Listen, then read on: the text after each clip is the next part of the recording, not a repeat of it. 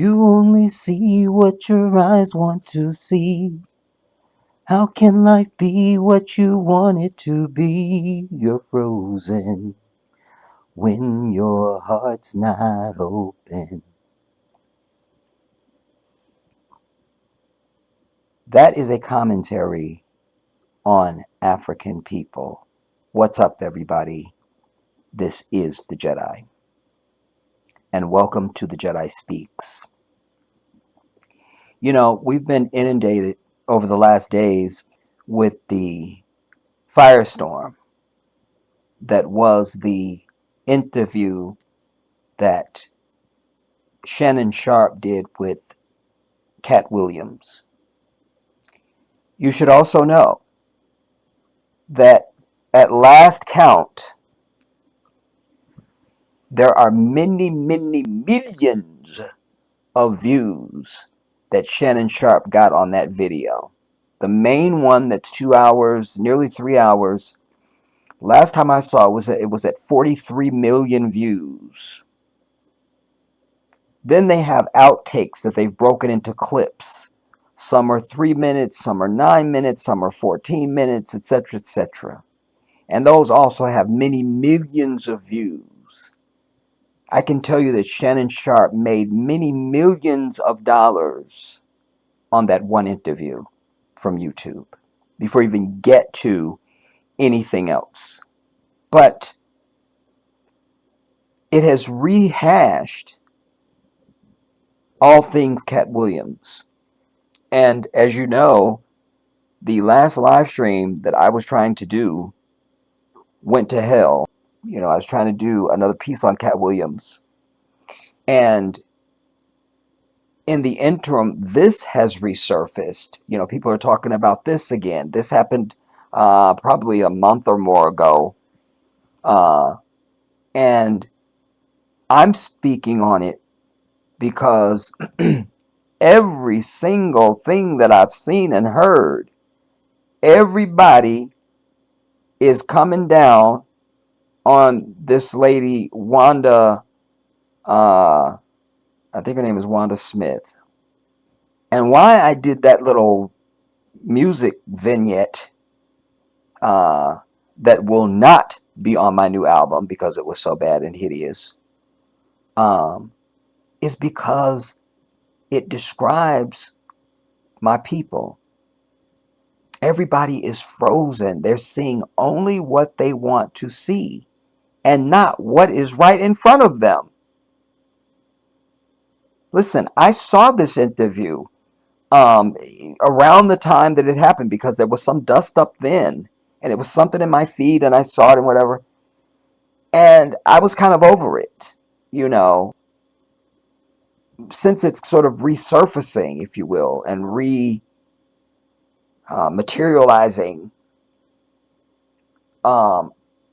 I begin to realize that there's a theme that's running. People are saying, oh, she attacked Katt Williams and, you know, like she's this evil demon woman and that was her intention and oh my God. And oh, here's also why it's resurfacing, because Katt Williams mentioned this in the Shannon Sharpe interview. He talked about it. That's another reason why it has gotten legs again. And everybody is seeing only what they're reading and hearing. It's like I tell you, I look at any video and you see that everybody's reading the comments and then typing the same shit they reading from everybody else. No independent thought, nobody going out on a limb with independent thought, and you know, it's just everybody is following the damn cheese. And this is why the Jedi speaks. Do you understand? Everybody is saying that this woman attacked Katt Williams. It's exactly not that. And I am going to go through this forensically and show you why that is not what happened. That's not what happened, everybody. It's not true at all. It's not. But as I said, You only see what your eyes want to see. Now, the backstory on this is that Katt Williams is at the studio with this other comedian dude named Red. So apparently Katt Williams is there with him. But the backstory is when this Wanda person and the radio station found out that Katt Williams was there, they wanted to bring him on the air. And to just abbreviate it for you and not get long on the backstory, but to make sure I give you the detail, Katt Williams didn't want to go on the radio. He was like, no, I'm good. I don't want to. But they begged and begged and begged and begged and begged. And he finally agreed. But without his provocation, the Wanda chick said to him, according to Katt Williams, that she would not be bringing up any of his personal stuff about going to jail and his family and all of that, you know. And, you know, she gave him some assurances, you know. And also, this was her first time meeting him, really, because she says she hadn't really met Katt Williams, you know. And blah, blah, blah. All right. And so that's the story that Katt Williams told on the Shannon Sharpe interview. That, you know, she assured him there wasn't going to be any scandal, and, you know, she just wanted to have him on and, you know, do an interview. So it begins, first they're talking to the other dude, Red, that I was just telling you about. And then eventually this gentleman here, he's the first one to address Katt Williams. And I'm going to lay out my prosecution, and I will prove my case as I always do when I do videos of this nature. But the value of this, as I always tell you, when the Jedi speaks, we learn. But also when I see my people being seduced and being overzealous and getting too excited about something that they shouldn't be, or they have wrong information and I know it, I always step up and snatch y'all ass back. In love, of course. But I always present myself to snatch my people back. So this is a let me snatch your ass back video. You understand? You are being snatched back. Now, let us begin. The Jedi will prove that indeed this lady did not attack Katt Williams speciously. And she did not break her word without provocation. That I will show in my evidence that it was indeed the behavior of Katt Williams that brought her to the point of animus and where things ended up going. But she did not attack Katt Williams. Indeed, it was the other way around. Let us begin. Your boy's right here with you that's going to do it. Can I talk to you and tell me what does it take to make a great special, sir? Because nobody makes them like you. Now, that was his question, and indeed compliment insinuated in the question to Katt Williams. So he's asking him a question, but also paying homage and paying a compliment to Katt Williams. All right? Well, I appreciate you saying that. Only speaks to quantity. I do have more comedy specials than any comedian breathing or dead, so I understand the question. That's only 7 more than Richard Pryor. You have 7 more than Richard Pryor? 6 more than Martin Lawrence and 6 more than Chris Rock. Are you serious? 5 more than Dave Chappelle, even though he put out 4. And the next Are you serious, Katt? You put out that many? Those are just facts, sir. Those are just facts, sir. Now, that's a little braggadocious, but one does not get the sense that he did it in an arrogant way. You understand what I'm telling you? So it is braggadocious, but it's not arrogant. But it's also appropriate because there's nothing wrong with anyone tooting their horn. Represent yourself. You understand? There's nothing wrong with that in life. Represent who you are. And nobody minds when you represent yourself and it's something negative. But they always say that you think you all that when you just representing facts about yourself of something that's really good. Then allegedly you're supposed to think you all of that. No, back it back. So it is braggadocious, but not arrogant, and it is appropriate. You see, so he gives the statistics on how he has out comedy specialed everybody on the planet. You understand? And the guy is like, wow. And he says, these are just facts, sir. And of course, we have the intern who comes over and adjusts Katt Williams' mic for him. All right, let's go on. How many is that total? 9. So you've done 9 Yes. filmed comedy stand-up specials Without ever getting financed or having a deal with anybody. You did them by yourself? Yes, I own them 100%. Now, again, braggadocious, but not arrogant, and also appropriate. You see, and just a side note, a personal indulgence, if I could. I loved it. I love that detail that he's giving. It's inspirational, but it also makes me proud. Like he's doing the shit he on his own. He owns his stuff. No white devil necessary for him to do what he's doing and to have the success that he's having. So appreciated that detail. So he adds, not only do I have all these specials and more than everybody that's ever lived on the planet, but I've financed it myself. All right, let's go on. So you've done 9 Yes. filmed comedy stand-up specials Without ever getting financed or having a deal with anybody. You did them by yourself? Yes, I own them 100%. I have the top 2 comedy specials on Showtime, HBO, Comedy Central, and we just moved to Netflix.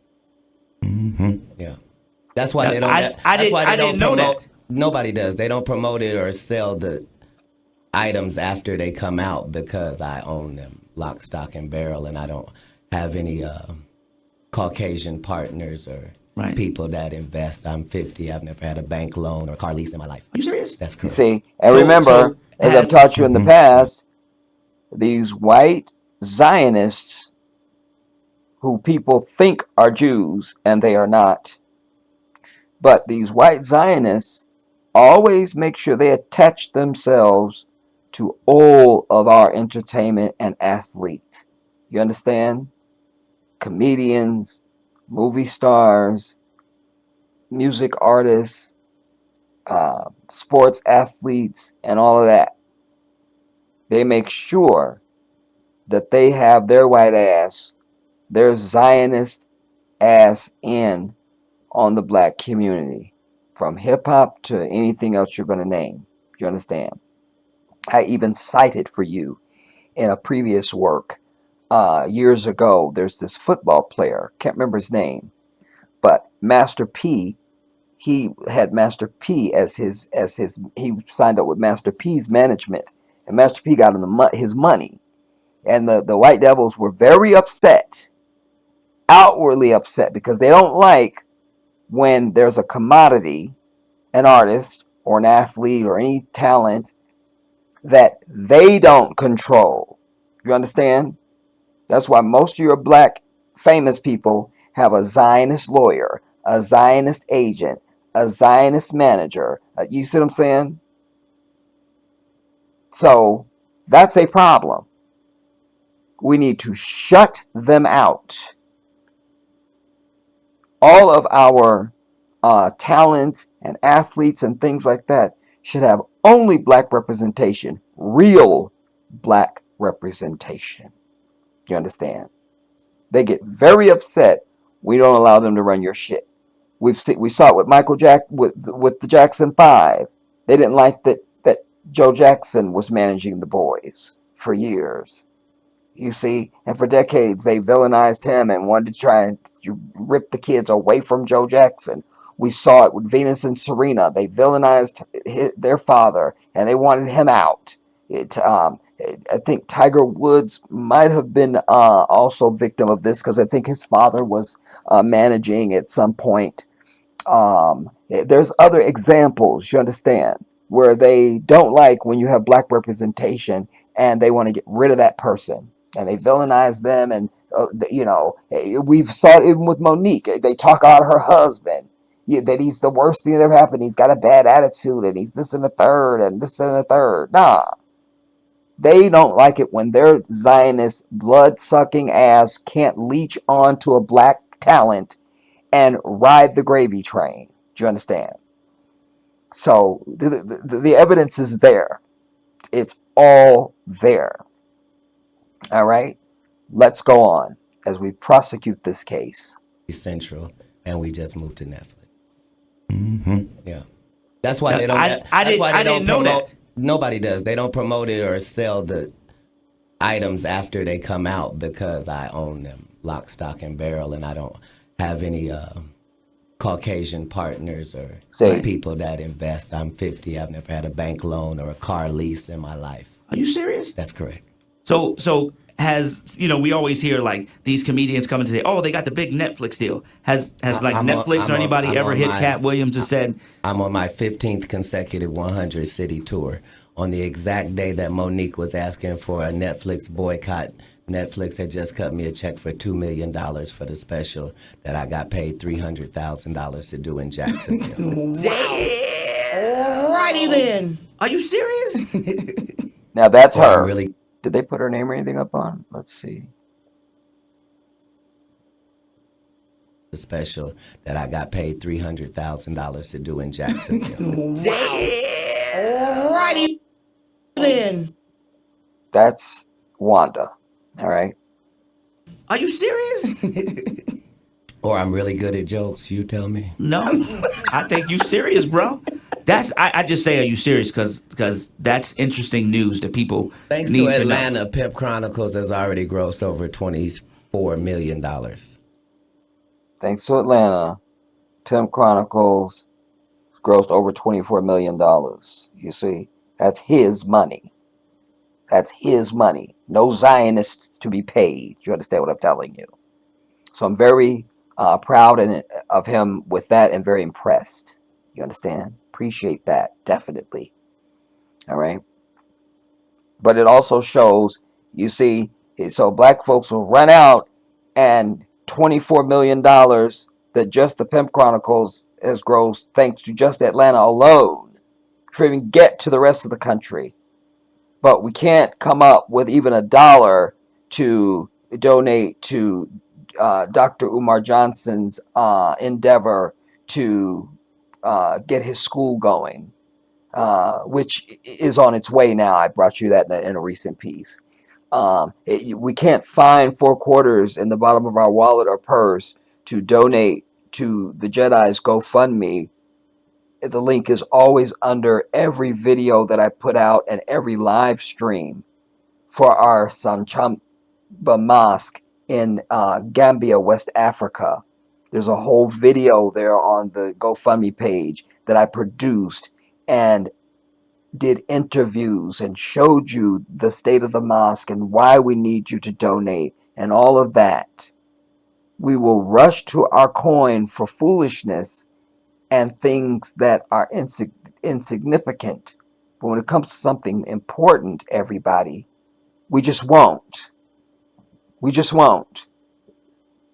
We just won't. You see? But $24 million on just the Pimp Chronicles alone, and it due to just Atlanta alone. I just say, are you serious? Because that's interesting news that people Thanks need to to Atlanta, know. Pimp Chronicles has already grossed over $24 million alone as one special Wow. because of Atlanta. Like there are parts of the population that feel like I'm from Atlanta and I'm from Ohio, and have never said anything differently. Right. Well, we thought you were what's from Atlanta. your thoughts on Netflix? I mean, they're giving deals. Like we just heard, Tiffany Haddish just got a deal as well, and I mean, they're opening up. Our question is, what are your thoughts on Netflix? Again, he is the one that cited the Netflix deal and the $2 million check they cut for him, and this and the, and so she's just following up and saying, what are your thoughts on Netflix? And Tiffany Haddish. Now we're getting into the bedrock of my prosecution. Everybody, listen very carefully and pay attention. Let's go. Right. Well, we thought you were what's from Atlanta. your thoughts on Netflix? I mean, they're giving deals. Like we just heard, Tiffany Haddish just got a deal as well, and I mean, they're opening up things to comics, and for them to open up a door like that. What are your honest thoughts about Netflix? Boom. Open and close question. That's her question. Nothing inappropriate. She asked the question. Let's go. Well, everybody has to understand that Netflix doesn't have an opinion on stand-up comedy. They base what they pay you by the amount of ticket sales for your last tour. So Monique's last tour had Hear her reaction. Okay. So she's being very receptive. This is new information for her. No issue there. Everything's appropriate. Let's go. Let's keep going. doesn't have an opinion on stand-up comedy. They base what they pay you by the amount of ticket sales for your last tour. So Monique's last tour had 316,000 tickets. Therefore, that's what she got offered. My last tour had $2.4 million tickets, and so that's what the offer was. Wow. So if people understand that it's not personal, right? then they could just, I didn't know that. for free, take their ass to work and get their. You heard her say, "I didn't know that." Let's go. Let's go on. What the offer was. Wow. So if people understand that it's not personal, right? then they could just, I didn't know that. for free, take their ass to work and get their numbers up. Yeah. Dude. Okay, little sarcasm there from him. You see, people need to take their ass to work and get their numbers up. We could take that as a dig at Monique if we want to. You see, we could insinuate something, but no need. There is some sarcasm there with that. It's the truth, though. You see, but it's sarcastic. We could all agree. Let's go on. Tickets, and so that's what the offer was. Wow. So if people understand that it's not personal, right? then they could just, I didn't know that. for free, take their ass to work and get their numbers up. Yeah. Dude, But Netflix don't call nobody. That's the joke. The joke is Netflix ain't giving me. First of all, Netflix ain't call you. Knock it off. Is Coca-Cola knocking on people's door to see what type of beverage they having today? So they go by those ticket sales. That's dope. What else could they go by? Yeah. What And I thought it was like comedian pop- See, little sarcasm there that wasn't really needed. What else could they go by? We're not even indicting him for that. I'm just pointing it out. Do you understand? We have to point out context, everybody. You see? What else would they go by? It's rhetorical, but it's a little sarcastic. That's dope. What else could they go by? Yeah. And I thought it was like popularity. What comedian don't think everybody can't wait for their next special?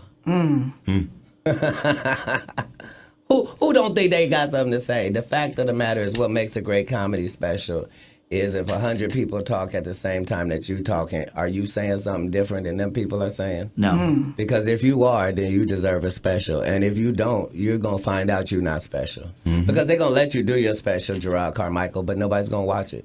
They're going to let you do your special, Gerard They're going to let you Carmichael. be a star, Lil Rel, but You see, he's throwing out names. nobody's going to watch it. They're going to let you be a star, Lil Rel, but you ugly.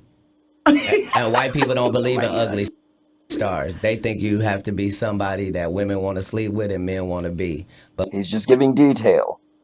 because we black, they say, oh, you don't even deserve that. So you get Kevin Hart, Lil Rel, Gerard Carmichael, all in a row, Hannibal Buress, just dudes that no woman would talk to in Lenox that Mall, something? let alone you making them movie stars.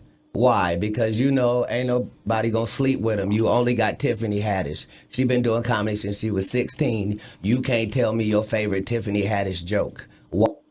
Why? Because she ain't done a tour yet. Okay. Now, a little harsh.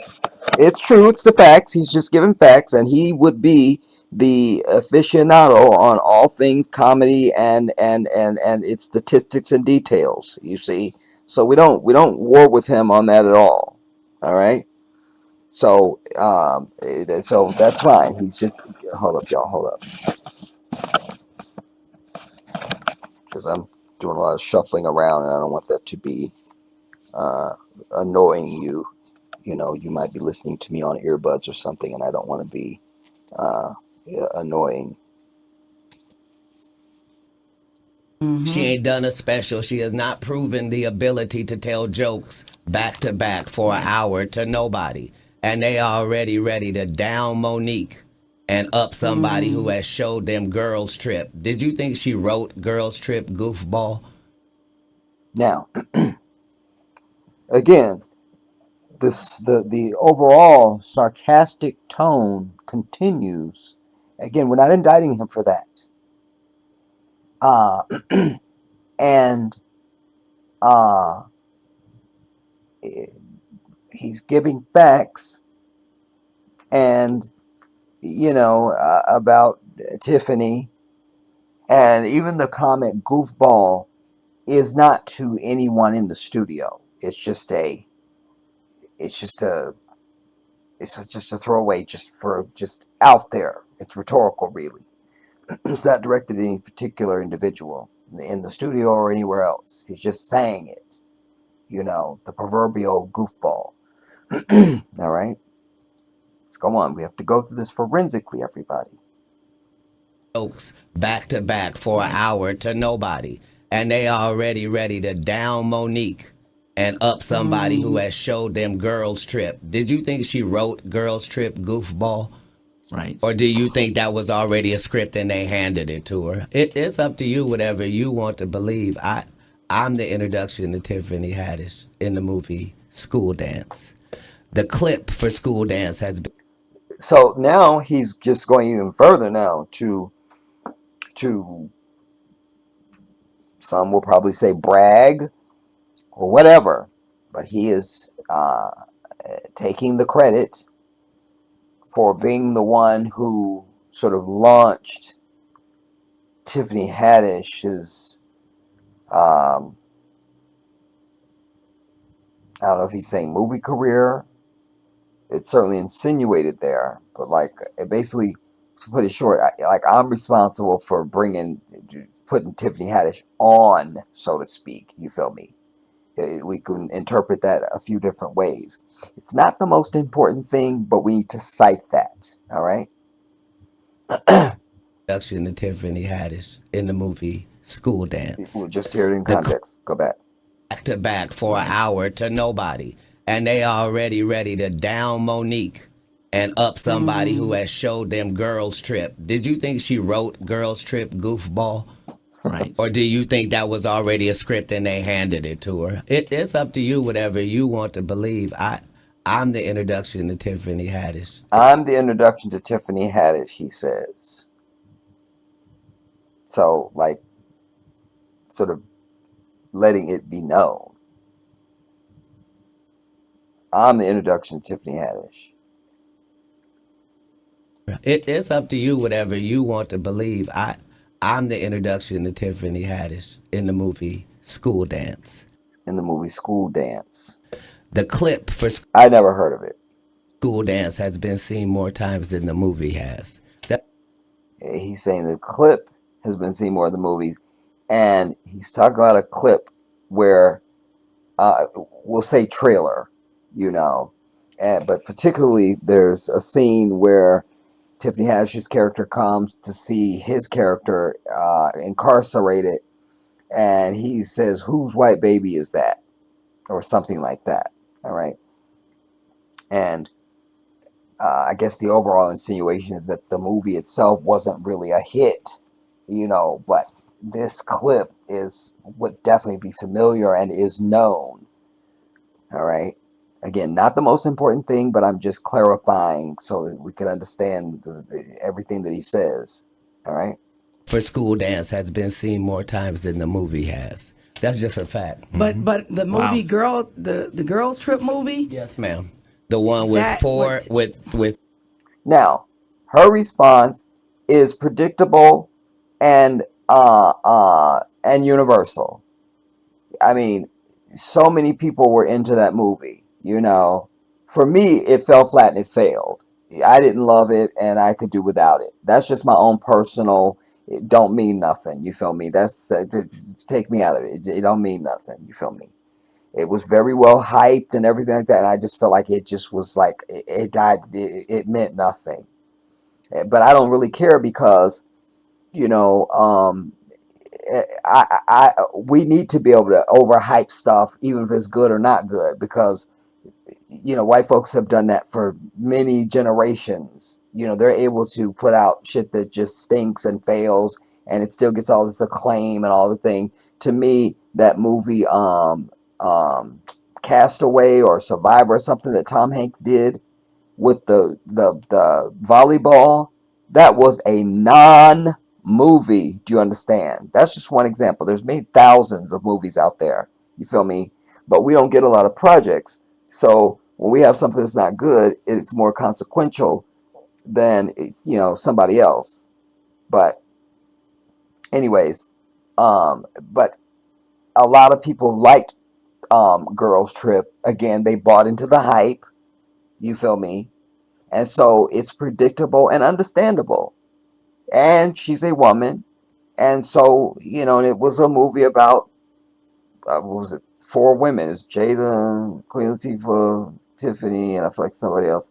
Anyways, so no, there's no harm there. That's just her. That's her relationship to the movie. That's her feeling about it. That's her review. Nothing wrong with that. It's fine. It's fine. It's fine. So let's go on, because now we're getting into the real crux of it. dance. The clip for school dance has been seen more times than the movie has. That's just a fact. but the Wow. movie girl, the girls trip movie, Yes, ma'am. The one with That four what- with three of our greatest black actresses in it. You right? mean that one? Right. But I'm just saying, Tiffany Haddish, Ma'am, you could have had that Tiffany- yeah. role and everything. Now, he cuts her off there. She's just trying to offer her review and her opinion of the movie. But again, from the beginning, he's already started, from the very first question he was asked, with this sort of sarcastic, braggadocious, I know it all and I'm the king. You see, we're not indicting, we're just pointing out the facts. That's how he came across. Now, when she's giving her review of how she felt about engaging in what he's saying about the movie, and by extension, Tiffany Haddish, she's offering her exchange, and she's cut off. All right? And he calls her ma'am, no less. But let's hear it again, and we'll go on. Right.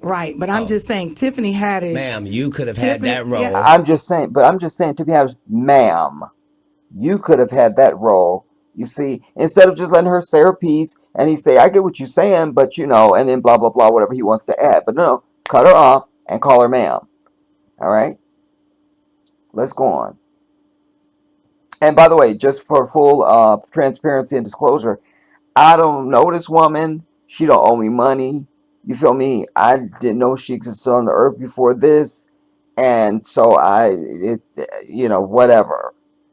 So I'm completely neutral here. Excuse me.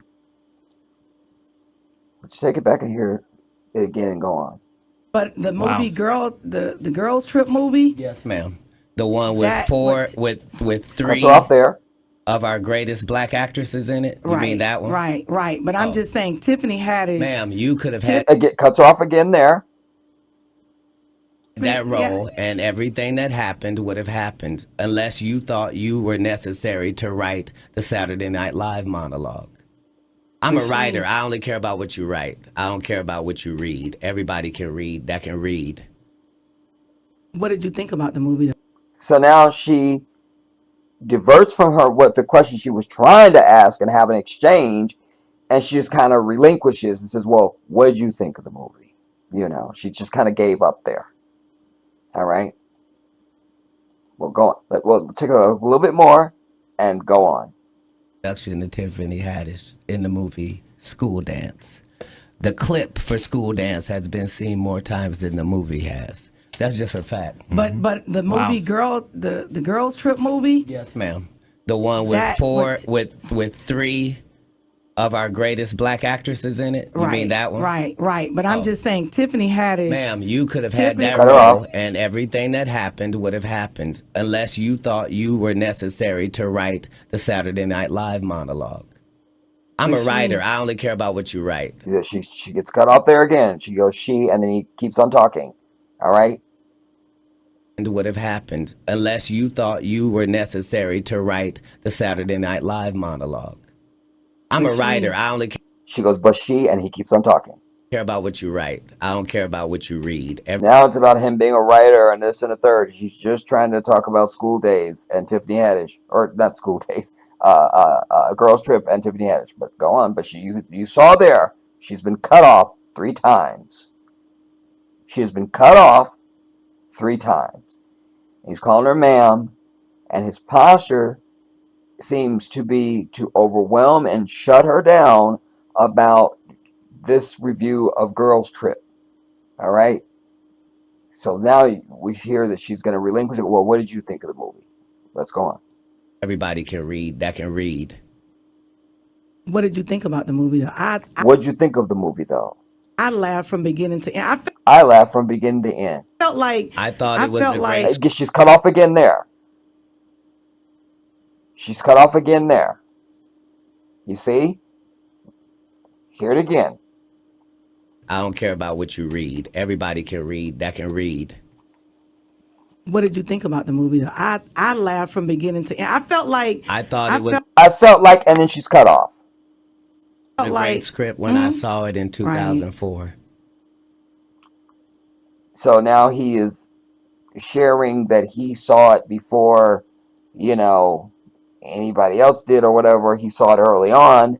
It's another braggadocious moment, So, but and he cut her off. All right, that we all saw and heard that.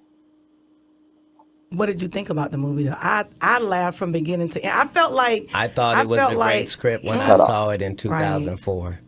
And then she goes, right. Again, just yielding the floor, even though she's cut off. She's, oh, right. It's fine. But she was cut off, and she yielded the floor. The movie, I laughed from beginning to end. I felt like I thought it was a great script when I saw it in 2004. Wow. In 2004. Wow. Yeah, I have it. I'm so happy for her though, because now she goes in, I'm so happy for her though. And she's another attempt now. She's just trying to get her point out. Wow. Yeah, I have it. While he's bragging. I'm so happy for her though, because that's what it do. That's baby, what it do. I tear up thinking about the break that she got. And to see her do her thing. Again, he's cutting her off. She's trying to get her statement out. You hear him talking. She's trying to offer what she felt about the movie, how she reacted to it, and she's trying to give why. But you see, she's being cut off. Wow. Yeah, I have it. I'm so happy for her though, because that's what it do. That's baby, what it do. I tear up thinking about the break that she got, and to see her do her thing. She passed. Again, she's being talked over the entire time. The entire time of that statement, he was yakking. Wait, where's my cursor now? Oh, don't fail me now, mouse. I'm so happy for her though, because that's what it do. That's baby, what it do. I tear up thinking about the break that she got, and to see her do her thing. She passed 46 female black comedians that I know personally that I put on tour who have a hard time getting a chick. So now he's moving to she got put in front of the line of people who, other sisters that he personally knows that the struggle is real for. That's the point he's making. And that's all fine. But again, he cut her off. He cut her off. He cut her off. And he never has answered the question, at least not yet anyway, when she asked him, what did you think of the movie? And she was trying to offer what she thought about it. She laughed from beginning to end, and she tears up thinking about it because she wants to share her feeling about Tiffany Haddish, since he's going on about he started Tiffany Haddish in the third. And you saw, I've proven up to this point that she has been cut off and is being cut off. That's not up for debate. I'm showing it and proving it. All right? But let's go on. Thinking about the I break love that her. she got, and to see her do her Understand, thing. He's still she talking. passed 46 female black comedians that I know personally that I put on tour who have a hard time getting a chicken sandwich from Chick-fil-A after they headline 7 shows at a club for $2,500 a week. But people like real, and that's why Is they that like what her. they like? They love Oh, realness. because every So she's now trying to offer what she and what she's saying is the truth, because everybody was like, man, Tiffany is just so real, she's put everything out there, that's been the review of Tiffany Haddish. That's what almost everybody, one of the many things, but that's one of the many things that everybody says about Tiffany. It's been part of her appeal, you understand, to the public and the community. She's just so real and so relatable. chicken sandwich from Chick-fil-A after they headline 7 shows at a club for $2,500 a week. But people like real, and that's why Is they that like what her. they like? They love Oh, realness. because everybody's real then. So don't So now, again, he's now combative. Well, everybody likes real. So, I mean, but we talking about Tiffany. She's trying to talk about Tiffany, and she's being cut off, and she's just trying to offer why the appeal for her of Tiffany, and also the sort of general review of Tiffany. People like real. And instead of just being conversational, again, he's maintaining the braggadocious, I know it all, I have the statistics, I have the thing, and I'm this, and so, but she's being cut off. chicken sandwich. Not being cut off, and her point of view is also being just shut down and dismissed, in addition to her just being cut off. You see? Show and prove, Jedi. Show and prove. 36 female black comedians that I know personally that I put on tour. And she's empathetic to that. Wow. Woo. You see what she's reacting to that. Like, she's listening, she's reacting, and so that's fine. She passed 46 female black comedians See? that I know personally that I put on tour who have a hard time getting a chicken sandwich from Chick-fil-A after they headline 7 shows at a club for $2,500 a week. But people like real, and that's why they Is that like what her. they like? They love Oh, realness. because everybody's real then. So don't trip. No. Well, then everybody's real then, so don't trip. Again, it's the sarcastic and the ma'am. And she can't get her point out. And she's just having a conversation. They like Wherever Tiffany you Haddish at under the sound because of my she's voice, real. do you have a real co-worker? Right. Do you have a ratchet friend? Do you have a sister? Do you have So now he's using other people who are listening to testify to the point that he's making, and dismissing her point of view. And then the host, the other guy, he's just eating the right out of Katt Williams's hand, and no shade to him, and I'm not even indicting him, I'm just pointing it out. You hear him reacting, everything's funny, and he just, and she's trying to have a conversation. hard time getting a chicken sandwich from Chick-fil-A after they headline 7 shows at a club for $2,500 a week. But people So, like real, and that's why is they that like what her. they like? They love Oh, realness. because everybody's real then. So don't trip. No, they like Wherever Tiffany you Haddish at under the sound because of my she's voice, real. do you have a real co-worker? Right. Do you have a ratchet friend? Do you have a sister? Do you have a cousin? Do you have a nephew? Do you have a niece? Is they so ghetto? When did that become marketable? Knock it off. They like her because she want to sleep with a white man. That's why the only thing she said was, I want to give it to Brad Pitt. Ha, glory. Yes. And I have made the indictment against Tiffany on that, and her, but I've also pointed it out also in a broader context, giving you examples and bringing receipts of it's almost a gratuitous requirement that black women fawn over the presence of some ugly ass white man. You feel me? I give you examples. I'm not going to litigate that right now, but I'm just saying.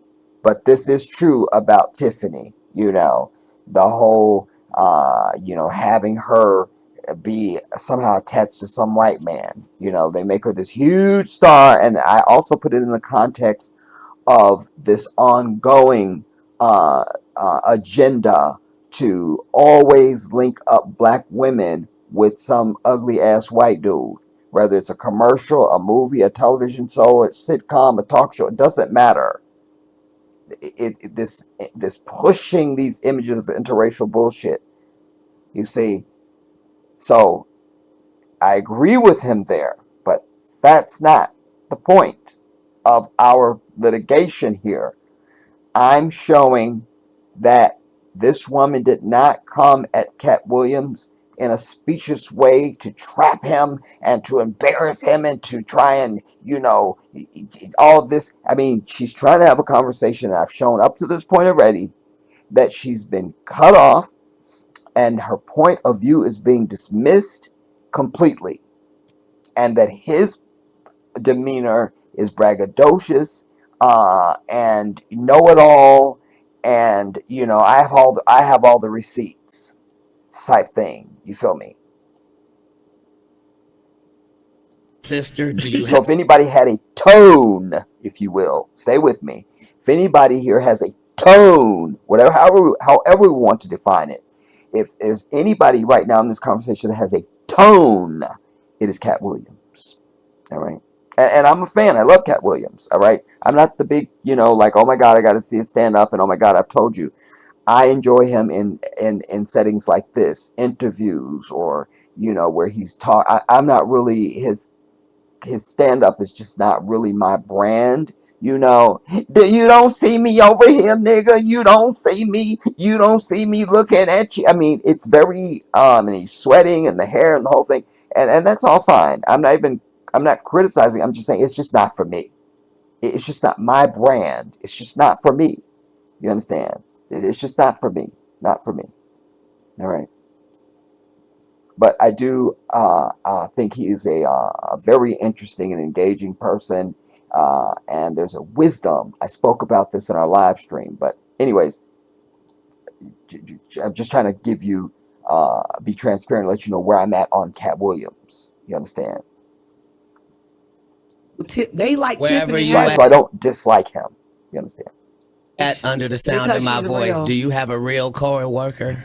Right. Do you have a ratchet friend? Do you have a sister? Do you have a cousin? Do you have a nephew? Do you have a niece? Is they so ghetto? When did that become marketable? Knock it off. They like her because she want to sleep with a white man. That's why the only thing she said was, I want to give it to Brad Pitt. The only thing before that in the movie with me is I slept with this white man and I got a white baby. She had a white husband for the 14 years she been doing comedy.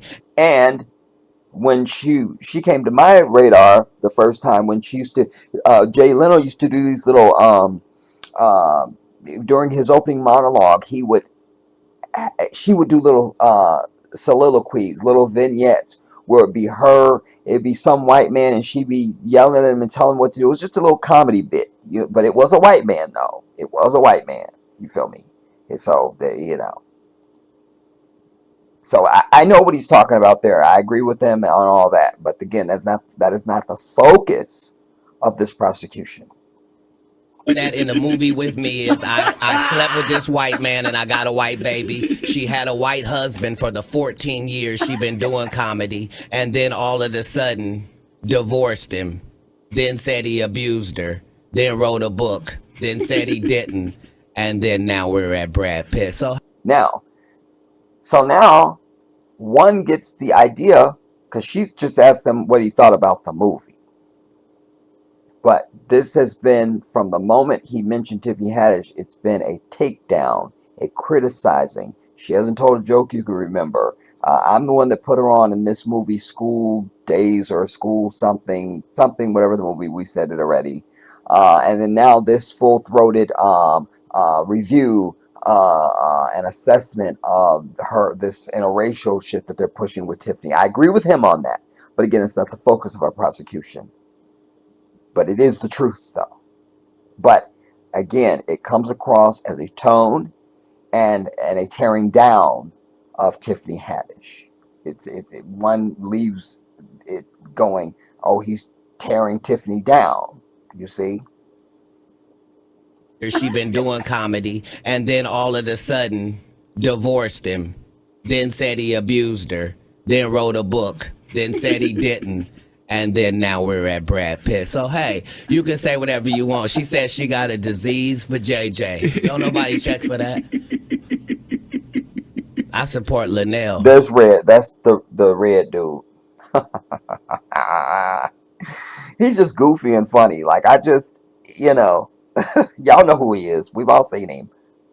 Melanie Camacho, Miss Yep. Laura, all the people that got skipped over in the list between now and then. It's no shade to nobody. Yeah, Melanie's well taken in too. People really love Melanie. I love the fact that you took her out on tour. Martin Lawrence took her out on tour. So now, she never got her question answered about Girls Trip. So she's just going with him. He's talking about it. So she's offering conversation on that. And she's just moved along with him.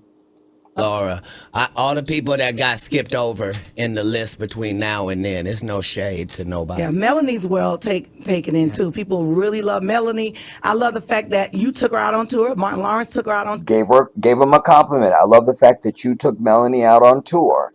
You see, she just gave him a compliment there. Let's be very clear. This is why I'm doing this, everybody. We're going through it forensically. You understand? No hype. We're going through it forensically so we can understand the context of their exchange and their interaction. Show, Miss Yeah. Laura. So she offered him a compliment there. All the people that got skipped over in the list between now and then. It's no shade to nobody. Yeah, Melanie's well taken in too. People really love Melanie. I love the fact that you took her out on tour. I love the fact that you took her out on tour. Martin Lawrence took her out on tour. Chris Tucker took Melanie out on tour. And when she comes to Atlanta, she does well. Now, this is a sidebar.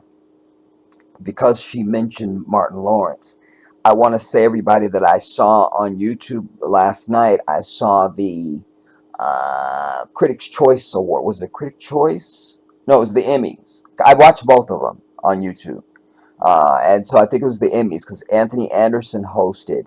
And they had a reunion of the Martin cast. It was Martin, it was Gina and Pam and Cole, all right, and Martin. And I gotta say, Martin Lawrence seems like he's had a stroke or something. Does anybody have any information on that? Do we know if something has happened to him? But yeah, he was definitely afflicted by something, clearly. But I just mentioned that because she mentioned Martin Lawrence, and I just saw that last night. So I wanted to share that. But let's go on. It's no shade to nobody. Yeah, Melanie's well taken in too. People really love Melanie. I love the fact that you took her out on tour. Martin Lawrence took her out on tour. Chris Tucker took Melanie out on tour. And when she comes to Atlanta, she does well. That's as not the well. point. The point she's is not- Now, she's going along with his conversation, gave him a compliment and everything, and now he goes, but that's not the point. Well, so she couldn't get an answer about Girls Trip, and she was interrupted. She tried to offer her review of Tiffany Haddish. She was interrupted and shut down on that because he went into an attack on Tiffany. Now he switched to something else, and she's just trying to have a conversation. But that's not the point. You see? Hear it. You love Melanie. I love the fact that you took her out on tour. Martin Lawrence took her out on tour. Chris Tucker took Melanie out on tour. And when she comes to Atlanta, she does well. That's not the point. The point. That's not the point. Okay, now what?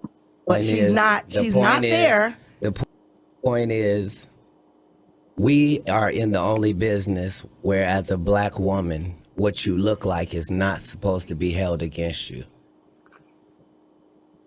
Okay, now we're on that. Again, it's valid, but I'm trying to show you how the conversation moved and what their interaction was. Him with this lady, Wanda, you see? So now it's not about that. Now he's giving the history of, the disrespect of black women in the business. All true, but again, you can see how it's moving. Where, as a black woman, what you look like is not supposed to be held against you. And time again, they show you that you can be sidetracked by anything light-skinned. Wait, I'll play that again, y'all, because my mic fell. Hold up. Hear it again. We'll go back. Sorry. She comes to Atlanta, she does well. That's not the point. The point But is, she's not there. The point is, we are in the only business where, as a black woman, what you look like is not supposed to be held against you. And time again, they show you that you can be sidetracked by anything light-skinned. So that was also supposed to be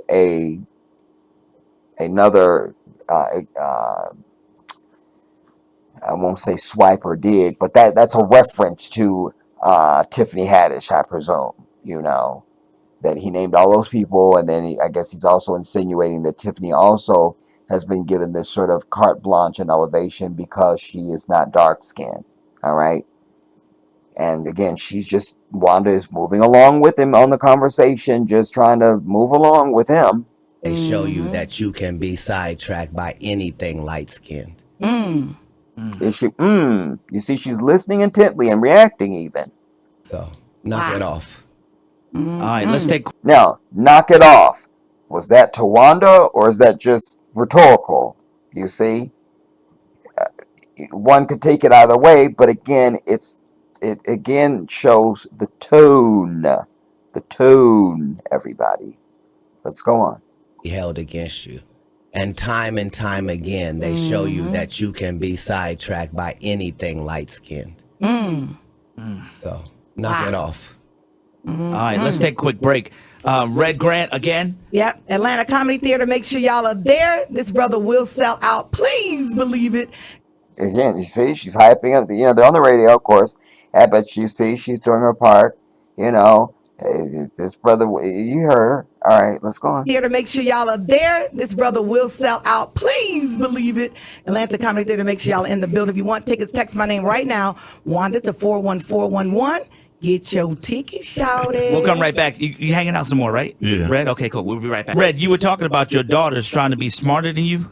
Yeah, they always trying to be smarter than me. How old is she, though? She's 9, you know what I mean? And she's looking at Nick Jr., she's looking at all these little different things that makes her smart.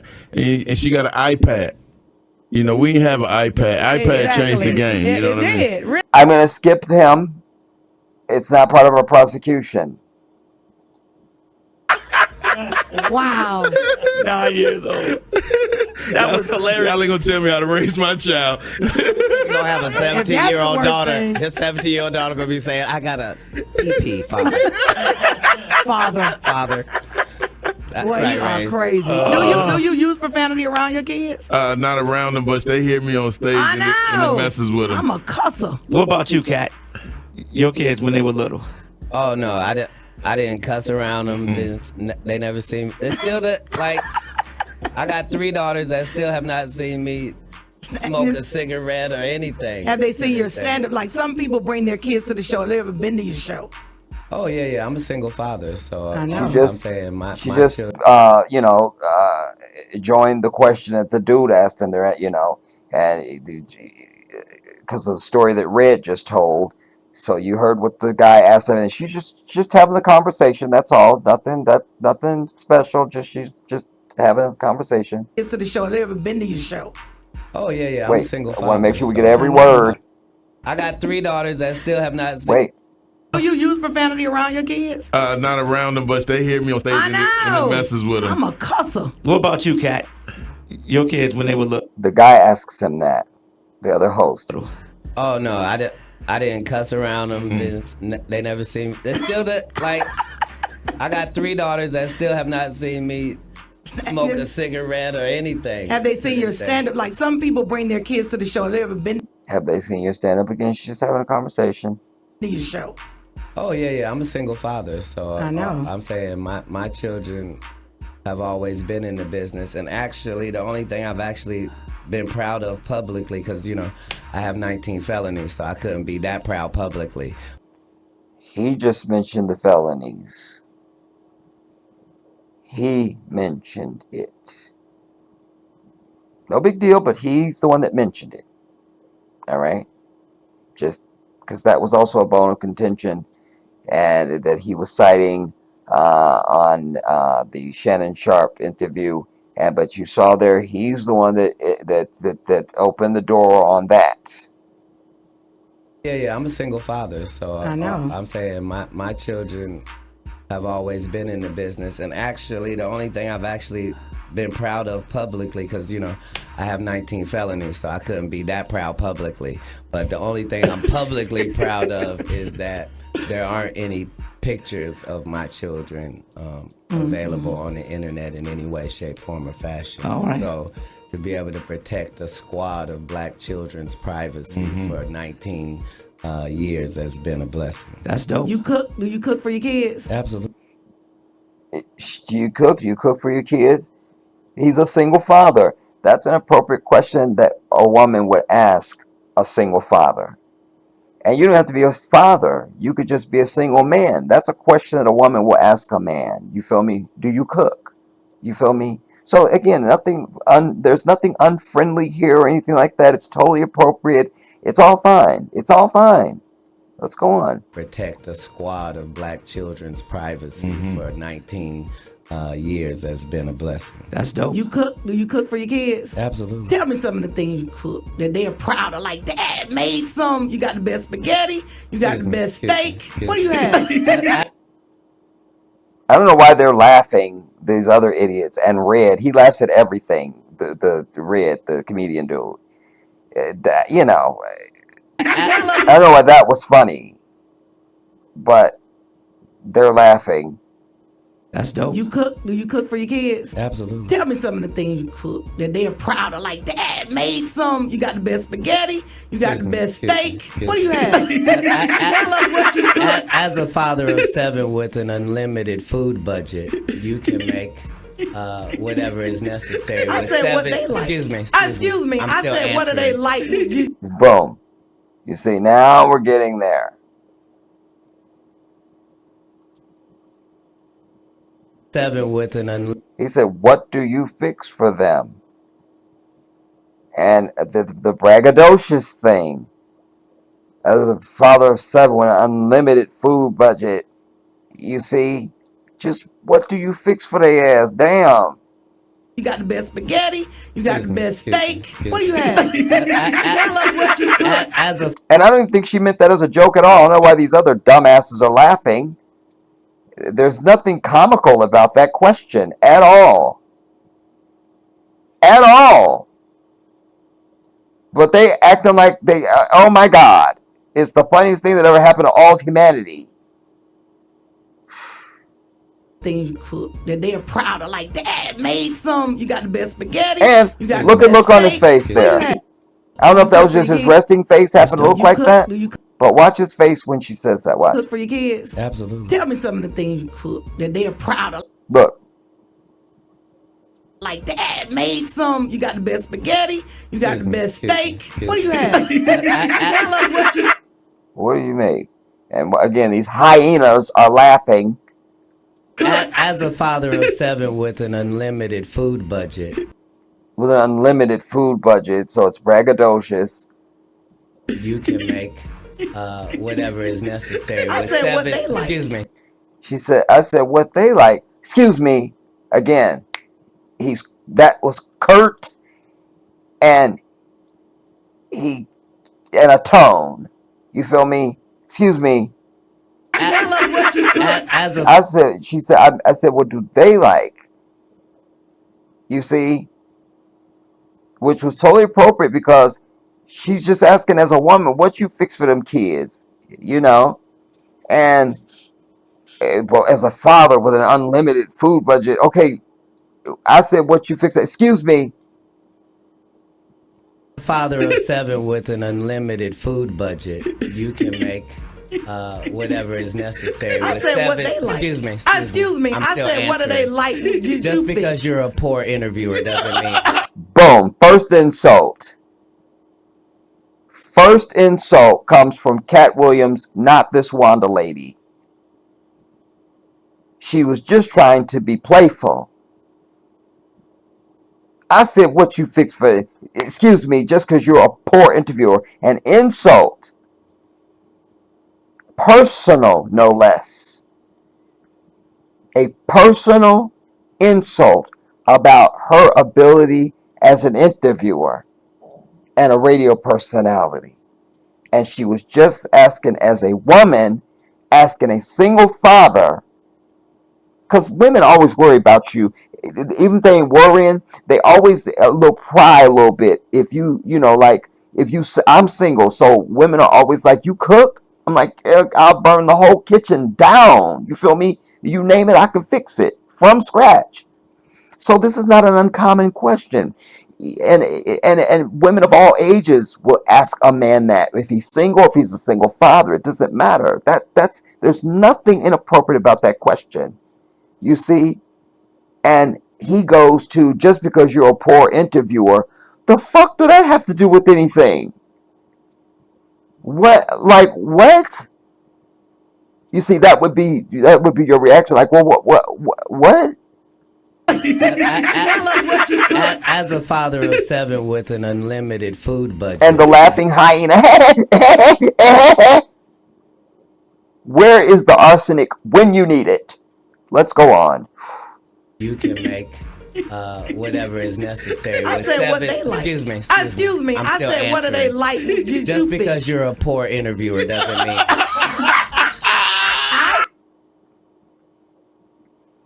And instead of her saying, excuse me, you don't tell me about my, but she didn't do that.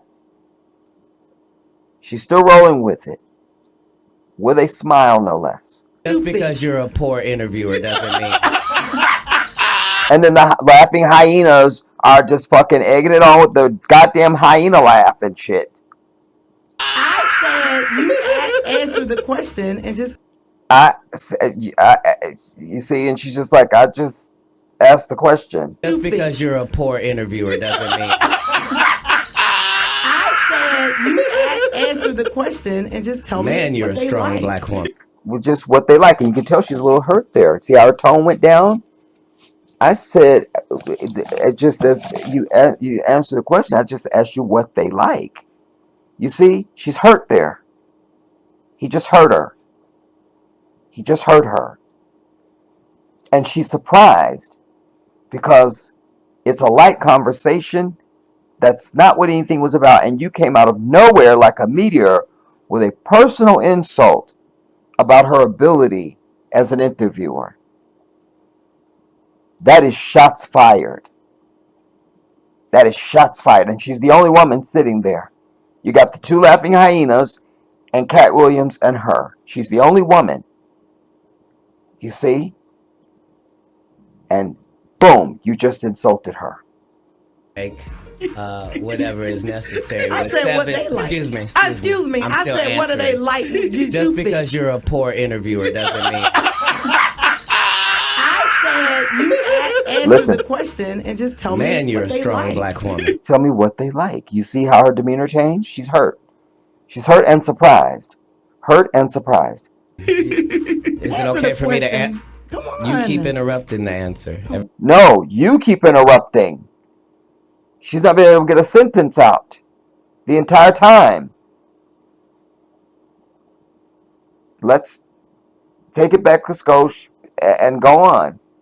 Food budget, you can make whatever is necessary. And we have to also do this a number because I need to make sure you hear it over these fucking laughing hyenas.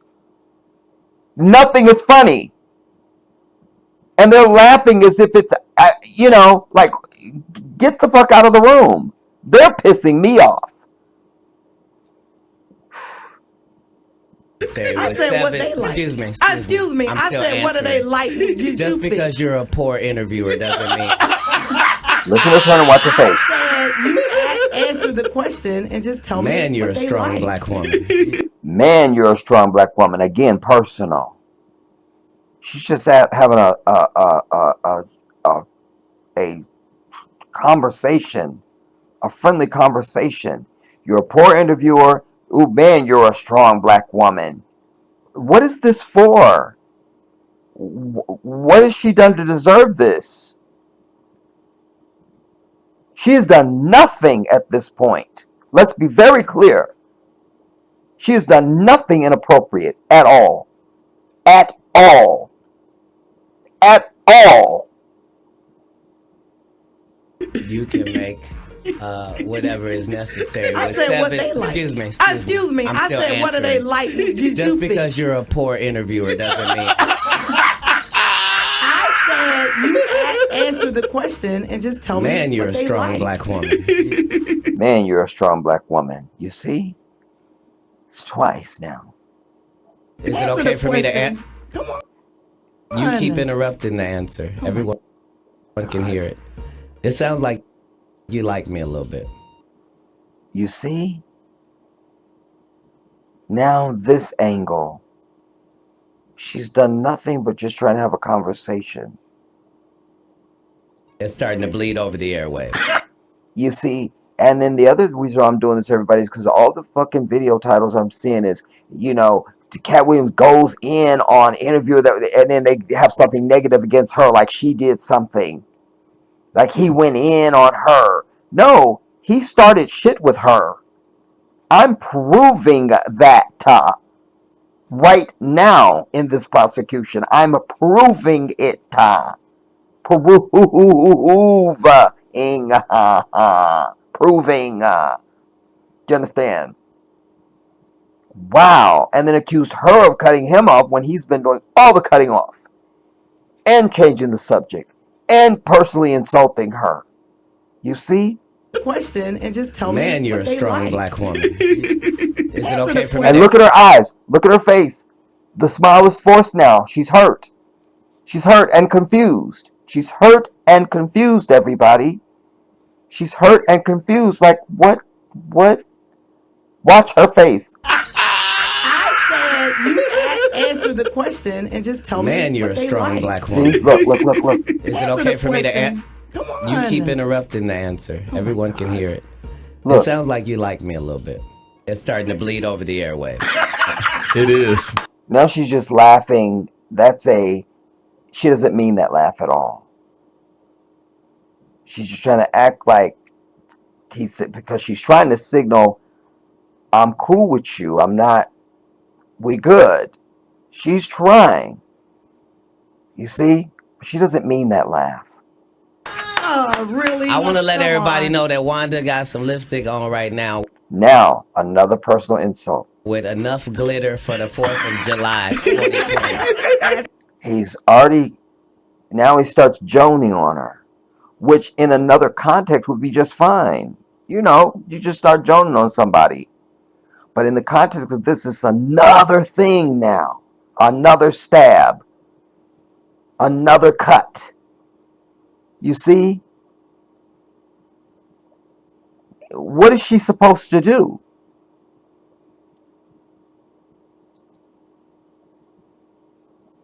Oh, really? I want to let Come everybody on. know that Wanda got some lipstick on right now with enough glitter for the 4th of July 2020. That's right. Kissable lips. That's right, kissable lips. You see, she's still trying to roll with it and remain positive. So, okay, so what do you cook, Katt? But she is hurt and confused. Now, the dude, maybe he sensed something. Now he's trying to bring it back. So what do you fix, Katt? Glitter for the 4th of July 2020. That's right, kissable lips. So okay, so what do you cook, Katt? All right, so the thing is, with 7, you become a good cook just So you couldn't have gave this answer to her when she asked? You couldn't. This motherfucker asked one time. Okay, so here's the thing. Not the history of cooking and the Food Network and my net worth and all that. You see?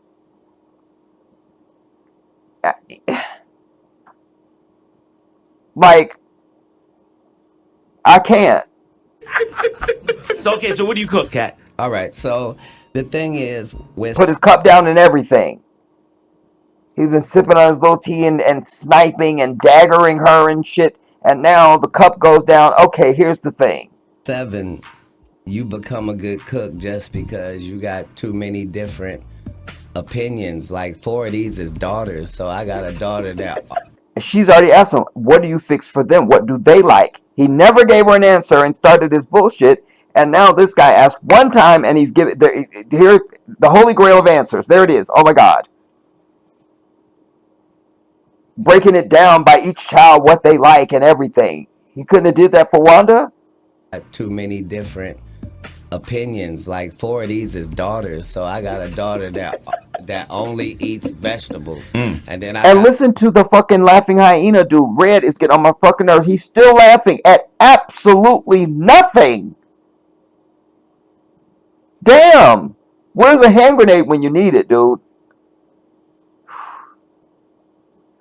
opinions. Like 4 of these is daughters, so I got a daughter that only eats vegetables, and then I got a daughter that only eat meat, and I got a daughter that doesn't do dairy. Wow. You know what I'm saying? Yeah, So you're cooking. You're cooking for whoever is 4 out of 5, right? Yeah. And then you're making the adjustments from there. So you might make lasagna, but you understand that only 4 or 5 people out of 8 are going. He's given this full detailed answer, and that's all she asked. And she got everything except a fucking answer. Let's keep going. Lasagna. So then you have to do a vegetarian lasagna just so that you can cut the difference. And then because these are Negro children, you make chicken wings and make 1 dozen of those. So you got a regular lasagna, a vegetarian lasagna, and 12 wings. And then you fill it out with salad and bread. And then adult here gets that glass of Port Reserve from Chateau Alon. Chateau Alon, and the baby. young children get that sweet tea from Publix, and there's a meal with a budget of about $64 that'll feed 7 Gave the cost and everything. people. All right. All right. And then the dude goes, all right. Got the full answer. Asked 1 time and got a full answer with a complete dissertation. Gave us the DNA of the kids. You understand? Got their height and weight. You understand? Mother's maiden name. I mean, we had it all.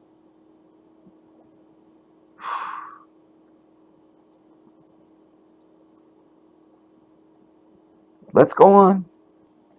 Adult here gets that glass of Port Reserve from There you go. Chateau Alon. Chateau Alon, and the baby. young children get that sweet tea from Publix, and there's a meal with a budget of about $64 that'll feed 7 people. All right. All right. I love it. Hood education from Katt Williams. Gave the full everything, but that damn laughing hyena needs to be thrown the fuck up out of there, dude. Like he's on my last nerve, do you understand? Damn. Hey, All right. Red Grant. How many kids you got, Wanda? I have 3 boys. X. Now he asks her how many kids you got, Wanda. This is the first time he addresses her by her name. And not ma'am. But again, look at her face. Look how she answers the question in her body language. When she's still hurt and confused, everybody. Those are the 2 main words. She's hurt and confused. Hurt and confused. Let's go on. From Katt Williams. Okay. All right. Red Grant. How many kids you got, Wanda? I have 3 boys. Excellent. Yes, I do. All right, boy. See, she just answers the question directly. How many kids you got, Wanda? I have 3 boys. Excellent. Yes, I do. Aren't boys simple? Aren't boys simple? They can be. They can be. Wanda knows Look, I'm what? she didn't do as much cooking in the latter years as she did in the beginning. Whatever. again, for what? Why do you have to turn on her now? What? She's looking at him like, wow, what is really going on with this dude? That's her body language. That's what her eyes say.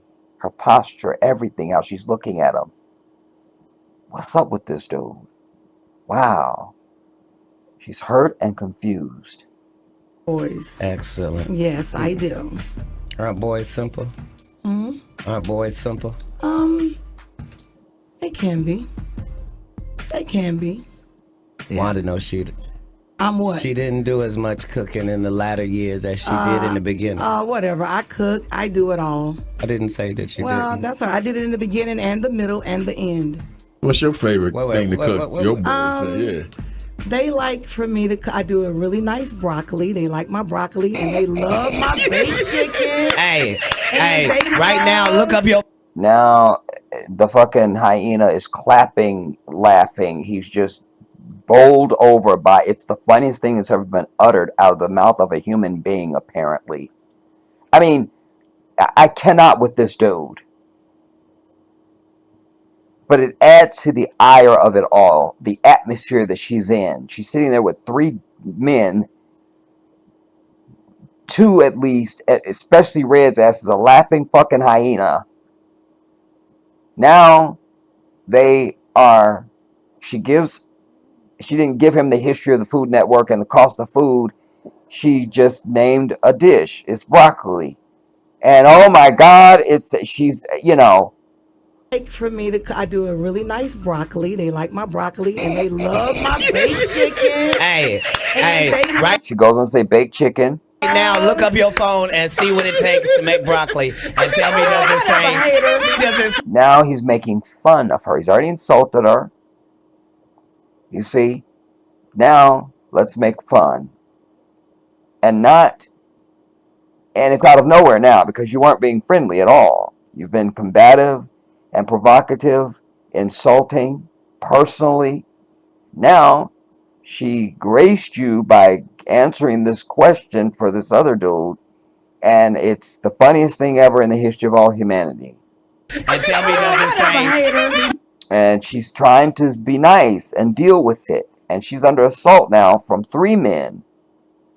Does it say heat up water? Is that the only step in broccoli? Heat up water? Whatever. Have you ever heard of burned broccoli? Can you whatever, burn hater. broccoli? You Whatever, can't burn hater. it because it's made in a pot of You water. don't know nothing about. You know what her second meal they love from her? Her patience is wearing. What I do with corn. Oh, I like to dig it out that can and I put it in there. And then I get a can of water and I put it on there. And then I get some Zatarain's. They don't expect that. I sprinkle Zatarain's on I'm my a great corn. cook. Remember, she begged him to come in to do this interview. Begged him. And there's another video where it's her and the other host, not the fucking laughing hyena, Red's ass, but it's her and the other dude, talking about what happened. And she tells the story of how she was so honored that he was there and that she was able to get him to come on air, and that this was her first time meeting him, and was just so over the moon that Katt Williams decided to come in and do the actual interview. It just like to just be on the air, if you will. And this is what she's gotten, you see? So they're wearing her down now. So it's one thing for any of us, if you just got to deal with one person, that would be enough. Now you got to deal with these 3 fucking people. 2, at least one is a fucking laughing hyena. And then, how do you navigate now? She's a fan of Katt Williams, likes him and respects him. He's been nothing but combative and dismissive to her, personally insulted her, and they're trying to make it light now with just food, and he still finds a way to make her the ass of the joke. You see, he's wearing the sister down. What I do with corn. Oh, whatever. I like to get it out that can and I put it in there. And then I get a can of water and I put it on there. And then I get some Zatarain's. They don't expect that. I sprinkle Zatarain's on my I'm a great corn. cook. Whatever. Yes, ma'am. You She's still trying to remain positive. good at heating stuff up. You're good at telling us about what's going on in jail. Boom. She's had enough. She's had enough. And look how she's looking up into the air, just like, you know, we do that deadpan, like, whatever, it's out there now. What? We know that look. We all know that look. We all know that look. And she rolled the neck. She rolled the neck with it. Because, like, now, you've been doing all this shit to me for the last 15 minutes. So, boom. Let me drop a hammer. Great cook. Whatever. Yes, ma'am. You good at heating Whatever. She's trying to make positive, but she's already hurt and confused. And now she's over it. stuff up. You're good at telling us about what's going on in jail. The neck and the stare into just nowhere. Yes, ma'am. And then you see how she looked at him? After she says that? Now let me look over there and see what you looking like now. You see? He's still sipping his little latte.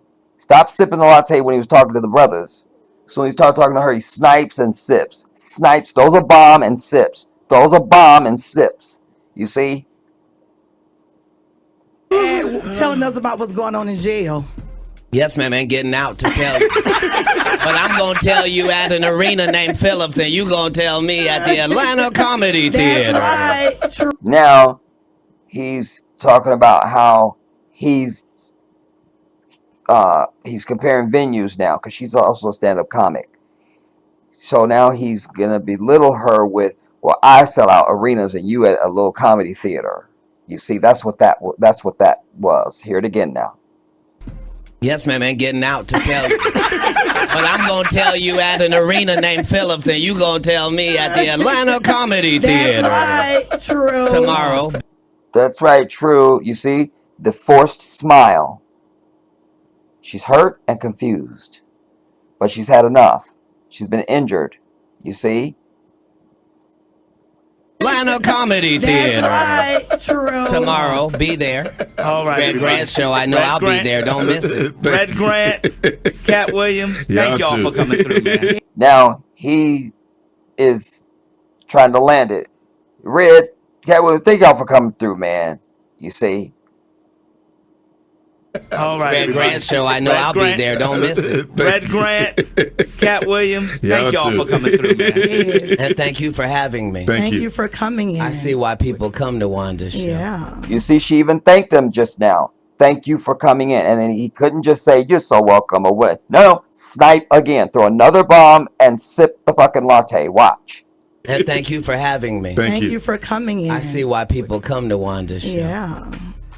See? And now he's making it totally about her. I see why people come to Wanda's show. What has she done? What has she done to deserve this? Grant show. I know Red I'll Grant. be there. Don't miss it. Red Grant, Katt Williams, thank Y'all y'all too. for coming through, man. Yes. Throw the bomb, sip the latte, put it down. And thank you for having me. Thank Thank you. you for coming in. I see why people come to Wanda's show. Yeah. Because Frank Ski puts it down. That's right. Get on out of here with your crazy ass. Uh-huh. See? She's hurt, everybody. That's a hurt sister. We all know it. We all know it. I'm showing it and proving it. She's hurt. She's hurt. Get on out of here with your crazy ass. Uh-huh. Is he crazy? And help me get to the salon. All right, it's the People Station Viewer 3. Your hair is kind of... See? She's going on in now. She's hurt. That joint was. My hair is 19 inches long and I have no perm. You don't. Oops. Oh, that's not a perm. No, it is not. Nice lady. That's natural. Come run one of. Now she's got him back on his heels. He's on the defense now. You see? She was just trying to throw a few things out to get her dignity back. Because he started it from moment one. From moment one. So she's trying to get her dignity back. And hurry up and get to the salon. All right, it's the People Station Viewer 3. Your hair is kind of. That joint was. My hair is 19 inches long. Now, you don't hear the hyena laughing now. Suddenly the hyena is quiet, everybody. Well, what happened to the hyena? Well, what happened? Well, what happened? Well, what happened? Crazy ass. Is he crazy? And hurry up and get to the salon. All right, it's the People Station Viewer 3. Your hair is kind of. That joint was. My hair is 19 inches long and I have no perm. You don't. Oops. Oh, Oh, that's not a perm. I spoke too soon. There's the hyena. No, it is not. Nice lady. That's natural. Come run one of your gnarled fingers. Your gnarled fingers. Again, another personal insult against a black woman. And she's the only woman in the room who has done nothing to him at all. And for 15 minutes, he has done nothing but throw bombs, assault, and snipe, and attack. While you on air, so they can hear you live. Come on, come over here. No. That's not how that works. Oh, okay. Well, then stay over there. Don't worry, ain't nobody putting their hands. He just said, run your gnarled fingers through it. And she said, come over here. No, it does. We don't do that, or whatever he says. 3. Your hair is kind of. That joint was. My hair is 19 inches long and I have no perm. You don't. Oops. Oh, that's not a perm. No, it is not. Nice lady. That's natural. Come run one of your gnarled fingers. Come run your gnarled fingers through it. While you on air, so they can hear you live. Come on, come over here. No. That's not how that works. Oh, okay. That's not how that works. But you just said, come, you know. Okay, well then stay over there. Don't worry, ain't nobody putting their hands through yours. That's right. They don't have to. I don't want them to. Get on out of here. You okay? She's trying to end it now, like, just, boy, bye, basically. Like, you know, she's trying to still be dignified and not, like, throw a damn hot grease or something at his ass.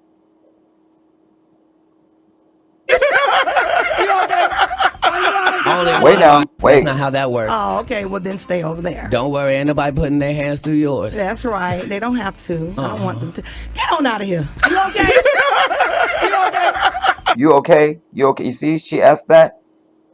She's kind of serious, but she's trying to maintain the "are we beefing or not" type thing. Even though you've already hurt me, you know, are you okay?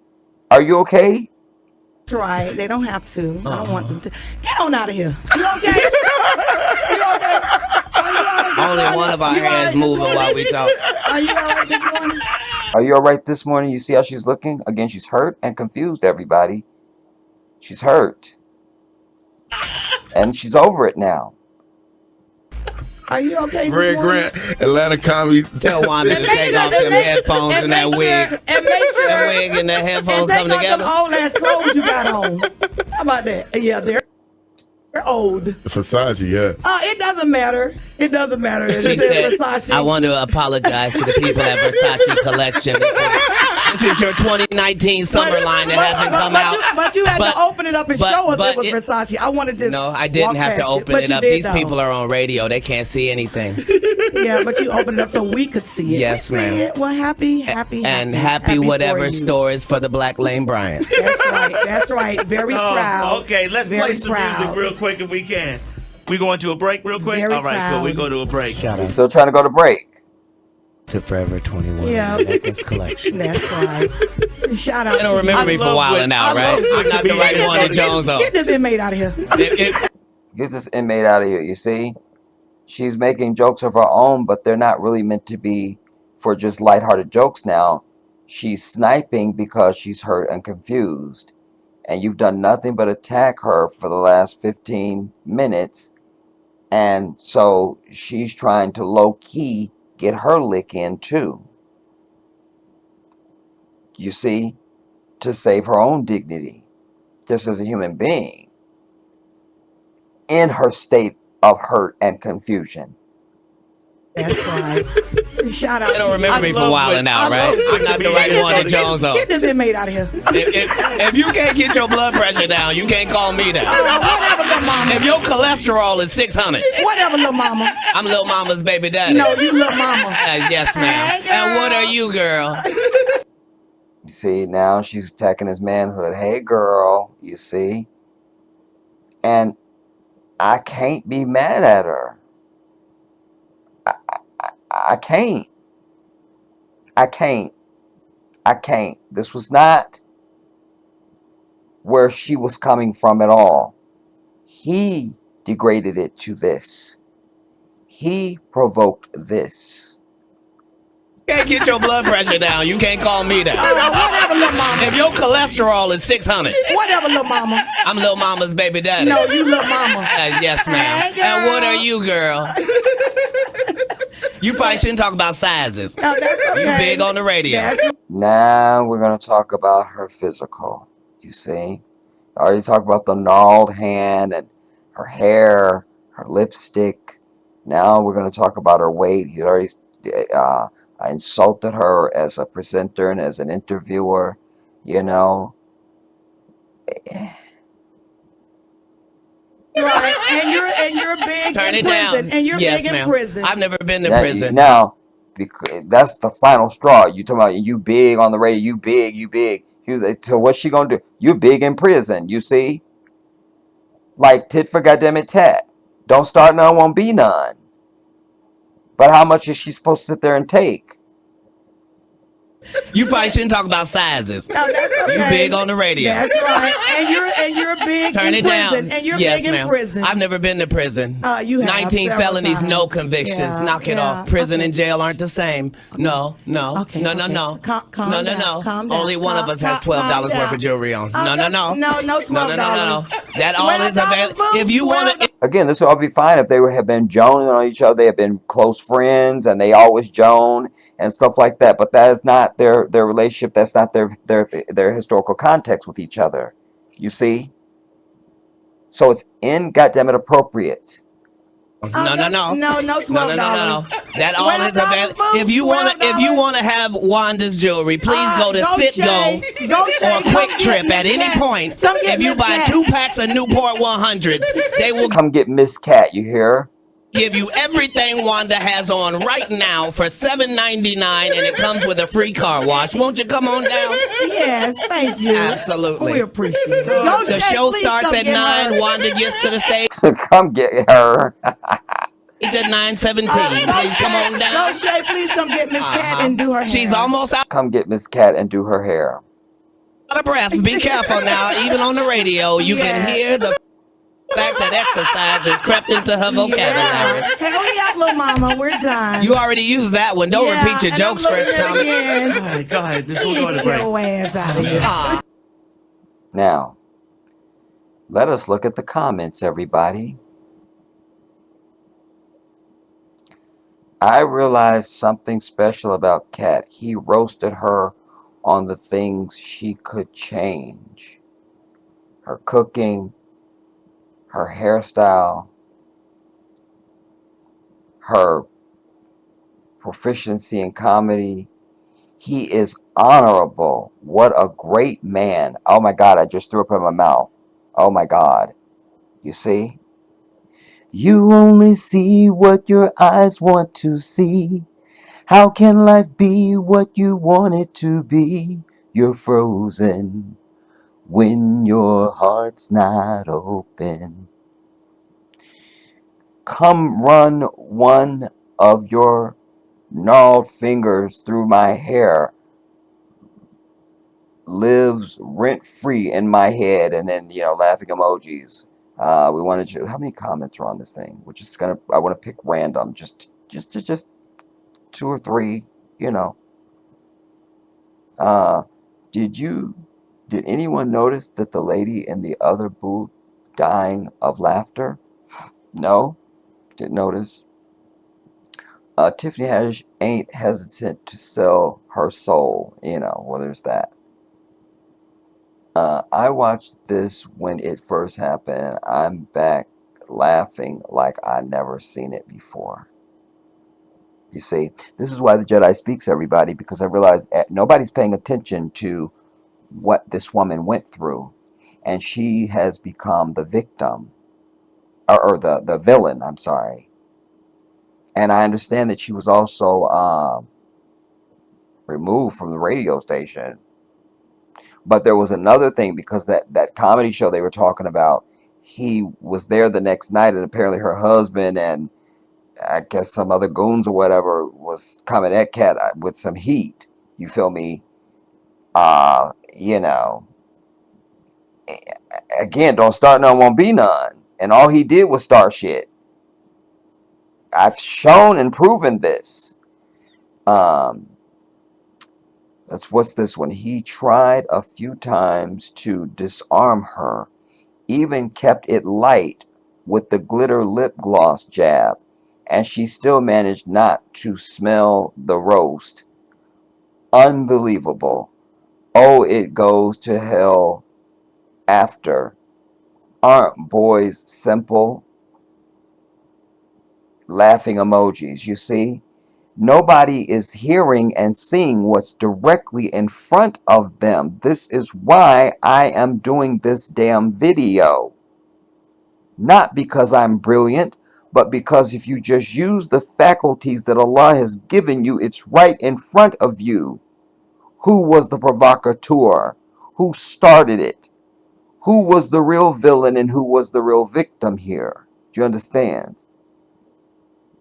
I mean, this is outrageous. I'm impressed that the $64 meal plan, sustainable cash flow. Forget that. Let's see. I can listen to this over and over again and laugh like I heard for the first time. I mean, yeah, they're just getting their jollies. Nobody's paying attention. You understand? She lost. She lost when she said, "I make a good broccoli," and Red Grant laugh just made it so much better. No, it pissed me off. All his hyena laughing at absolutely nothing. Did anyone else peep the young lady behind the glass? Again, somebody read it and read that and typed the same shit they saw somebody else type. I've told you, guy, I'm over it. Red got roasted about his little girl and the word piss, but he was laughing and he didn't fall apart.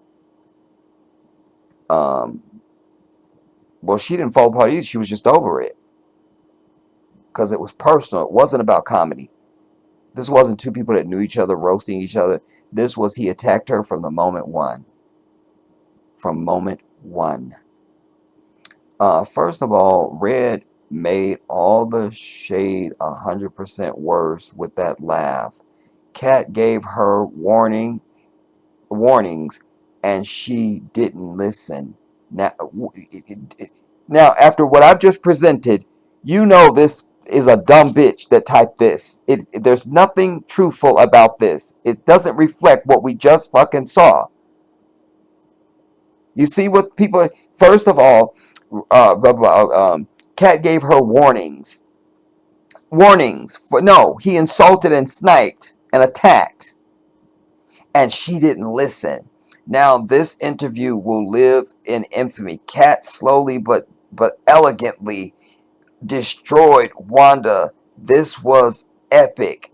Katt was built for this. You see what I'm saying?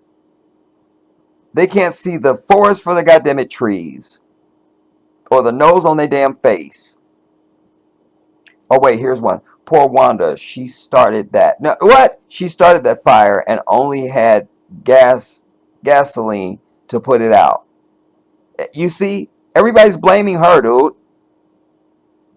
No. I do a really nice broccoli. Okay, they're gonna joan on that. Something about Red laughing said it all. As a comedian, Wanda should know better to get offended. And if anything, she should laughing. You need to proofread, bitch. She should laughing with them and make a joke about it. The production room is dying laughing.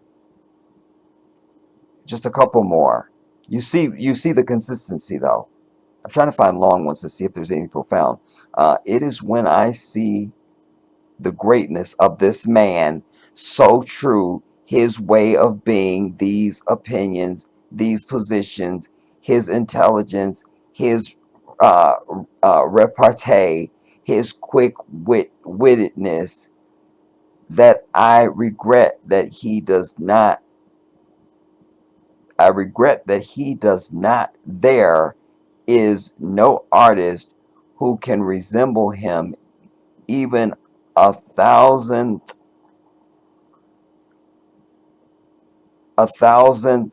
in France. Katt Williams was a revelation, and I never tire of it. Just like Dave Chappelle, besides full artists of an incomparable level. Learn to read and type, bitch. Go back to goddamn middle school. Get off the internet. Shit. Two more. I laughed so hard I choked on my damn coffee and grits. I'm over it. As soon as read as what's your favorite thing to cook, I was like, oh man, here we go again. So you see, and you can, go and read all the comments if you just really don't have shit else to do with your life. But this is the tone. You see, everybody is blaming her as if she did something. And I've shown and proven that that is absolutely not the case. That's not true. It's not true at all. At all. Just like, Katt got her. Ooh, Katt got her. Yeah, he got her. You see? But it was mean. It was hateful. It was evil. It was just wrong, man. It was just wrong. But the big question is, why? This woman came and begged you to be on the show. She had no ill intent. She took your bullshit for 15 minutes, really more than that. I'll say 16 minutes before she even did anything that resembled a retaliation. And she was justified, do you understand? She was justified. She was justified. I think we have to almost hear, if it's on here, a little bit of her and the other presenter talking about it after the fact. All right. Now, we're not going to see all this because it's nearly 45 minutes long. All right. We just need just a couple minutes of it so you could hear, because her and the guy that she works with, Frank, had a discussion on air about this after I guess it went viral and people were, and you can hear from her own mouth how she was experiencing that exchange. You understand what she was going through. But just before I run this, I want to say I have brought my evidence, I presented my evidence, and I have proven my case. Do you understand? That indeed she was not the provocateur or the villain in this at all.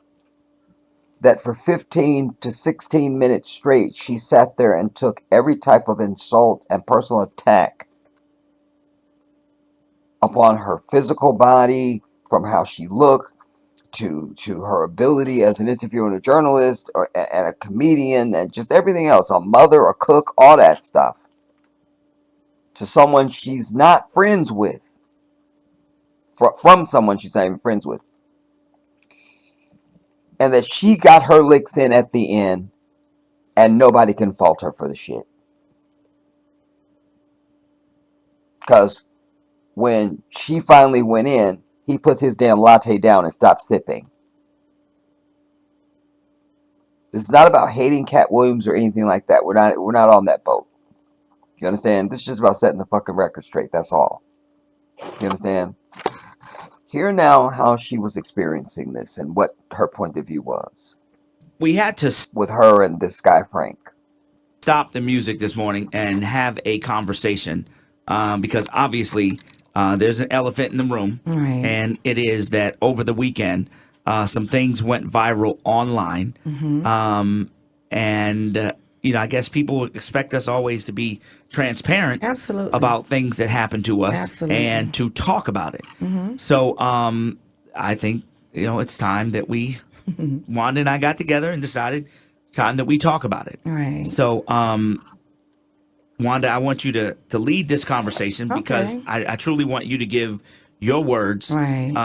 and how you feel, how everything happened, both Friday and throughout the weekend, leading us to this point now. In case you don't know, I'll rewind and recap everybody that doesn't know. Okay. On Friday, we had an interview with comedian Red Grant. And up until Friday morning, that was the plan. Comedian Red Grant would come in Right. and do an interview promoting his appearance at the Atlanta Comedy Theater with Wanda over the weekend, but with Wanda specifically on Saturday. Right before Red Grant came into our studio, we got the call that Katt Williams was coming with him. Right. Katt Williams was not supposed to be interviewed. Right. He didn't come for the interview. The interview was with Red Grant. But Wanda and I wanted to try to get Katt Williams to come on the air so that everybody knows he was very reluctant at first to Right. come on the air. Right. Wanda had gone out to talk to him first to invite him on the air. He was like, no, I'm not going to come on the air. I tried to get him to at least. So see, what it looked like. Oh wait, hold up, y'all. What it looked like these people beg him to try and come on to come on the air and to attack him. No. And remember, he wasn't even the focal point. He came there with Red, whatever his last name is, can't remember. So Katt Williams was just sort of the attachment and a bonus piece, really. But I just offer that again to say that, so they from the jump, they don't have any provocation or motive to then attack him. You understand? At all. Adding more credence to my case that this was not her intent at all. At all. No. Let's go on. least come inside the studio. Katt Williams didn't want to come in the studio, but eventually He didn't want to come to the studio. Maybe he was having a bad day and some other shit was happening in his life, so he was in a shitty mood. And now he just came in and just took it out on just Wanda. You feel me? Let's go on. he kind of relaxed, warmed up, and after some coaxing, he came in the studio and sat down. Right. During the conversation, I was able to direct a question to Katt Williams, which he answered. His answers started what became viral, and him talking about the comedy industry, how you get a deal, how you do stand-up, and his entrepreneuric spirit about doing comedy. And he really talked some really good information about him owning all of his rights to all of his stand-up, Right. and how he is the most successful stand-up comedian. He has more stand-up comedy specials than anybody else. And he began to talk about that.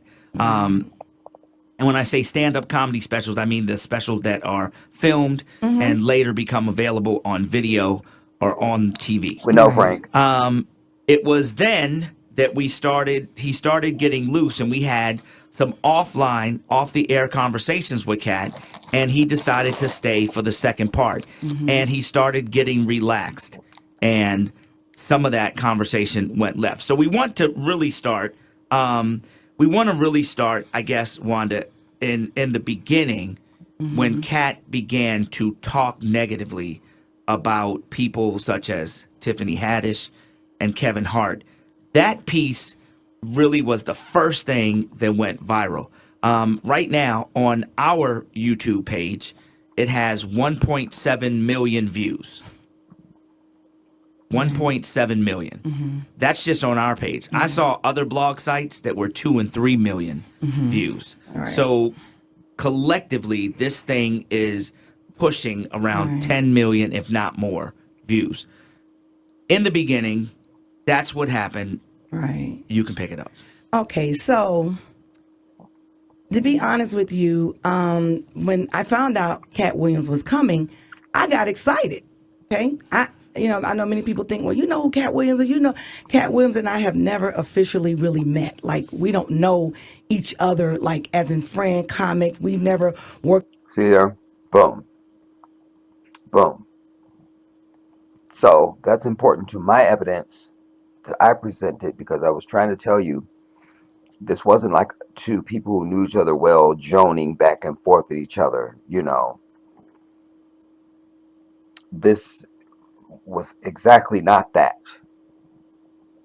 And the only person that was going in was Katt Williams from moment one with this woman.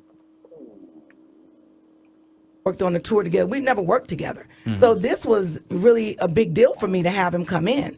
So when they told me he was in the green room, you said to me, Wanda, go in the back and see if you can get him to come on, because he had told our producers that he wasn't going to come on. So I went to the back in the green room and I was like, hey, everybody, which I always do. And I said, good morning. And then he goes, I'm not coming on the show. I wasn't booked to come on the show. And I said, it's okay if you want to come on. Like, come on. So I was teasing with him about coming on. And so then, he kept saying no. I said, but why? I said, come on. I've never been on air with you. I say, so come on. Here's a great opportunity. So Red Grant, myself, and Gary started to walk towards the studio. And when we got in here, he still was saying no. He was outside the studio. So I started playing little clips like, come on in, come on in, making him feel good about coming in. I'm excited that he's coming in. So. Right. Why would she be anything else? You see? The only way that what these ignorant ass Negroes are saying online can be true is she has to just be a specious, evil witch from hell and just outright, with no provocation, wants to attack goddammit Katt Williams. None of that is true at all. None of it. None of it. So you heard her say there already now that we're not friends, we don't know each other, we've never even worked together. I was excited that he was here, blah blah blah blah blah, and what role she played in trying to get him to come on air. Wait now. Excuse me, y'all. Damn. So I went to the back in the green room and I was like, hey, everybody, which I always do. And I said, good morning. And then he goes, I'm not coming on the show. I wasn't booked to come on the show. And I said, it's okay if you want to come on. Like, come on. So I was teasing with him about coming on. And so then, he kept saying no. I said, but why? I said, come on. I've never been on air with you. I say, so come on. Here's a great opportunity. So Red Grant, myself, and Gary started to walk towards the studio. And when we got in here, he still was saying no. He was outside the studio. So I started playing little clips like, come on in, come on in, making him feel good about coming in. I'm excited that he's coming in. So, once he got in, I was excited to really have him in this studio, to be honest with you. And I felt like as he started to talk in the beginning, he had an agenda, like to attack me. And I kept feeling some type of way. And I'm like, Did you feel that? Now, that lines up with what we just went through forensically. He began to move on her. And you could see, and this is absolutely believable and reflects that that's what she would be experiencing. Like, wait now. Remember, I've been isolated at one point when she says to him, are you okay? Are you okay this morning? You know, she really was confused and hurt. She was like, what? Why is this going this way? Why? It just seemed like he just lasered in on her and was nice to the hyena and the other dude, but just lasered in on her like, I'm just gonna fuck up her day.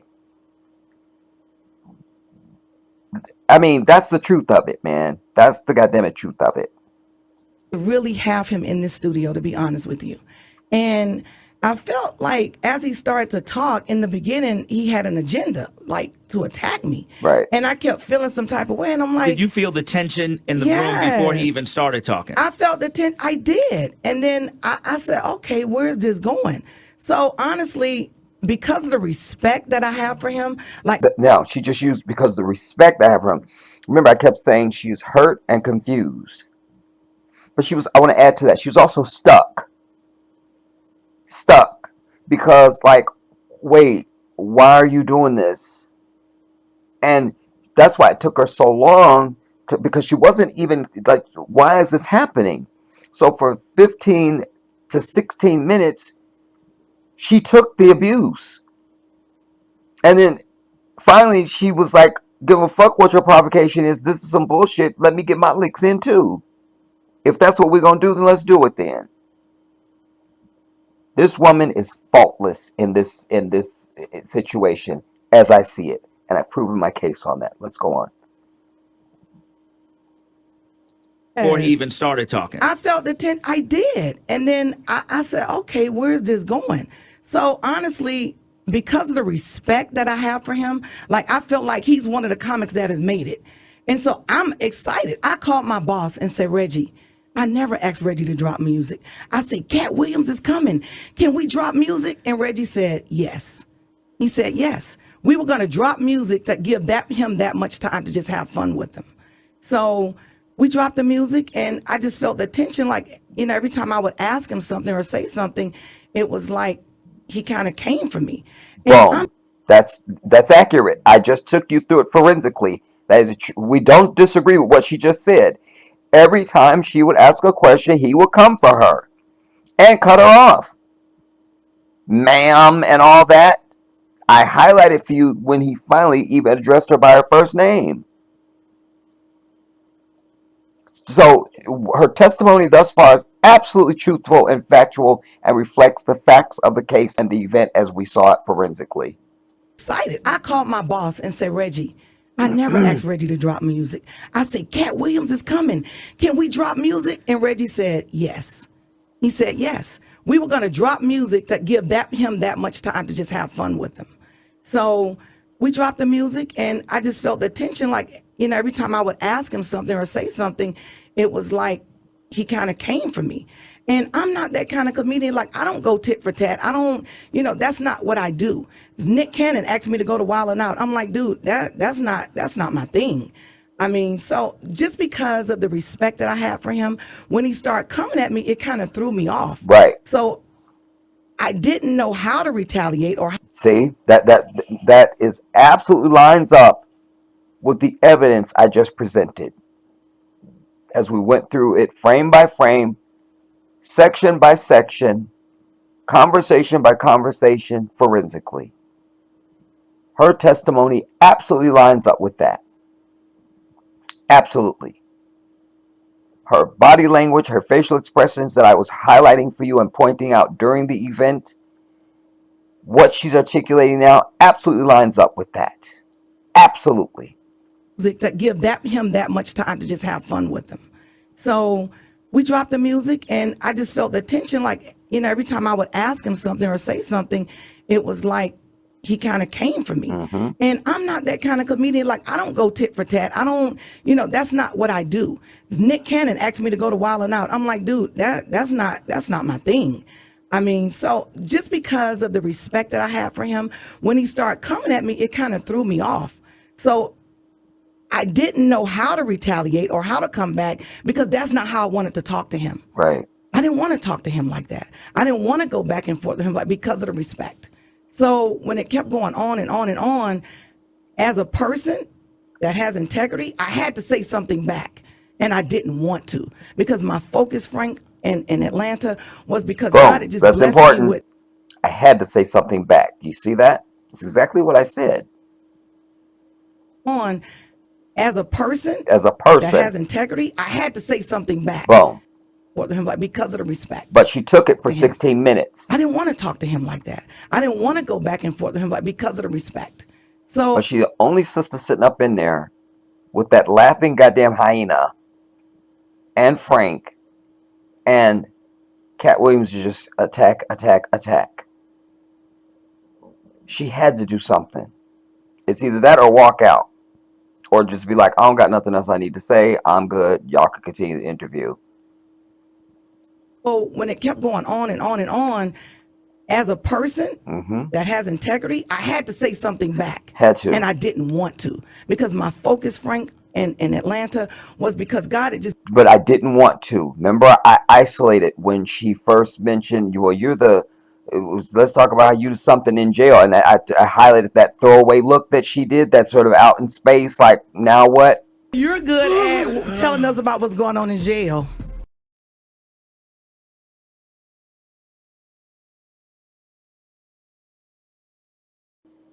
It said it, like, I don't want to go here, but since we doing that, whatever.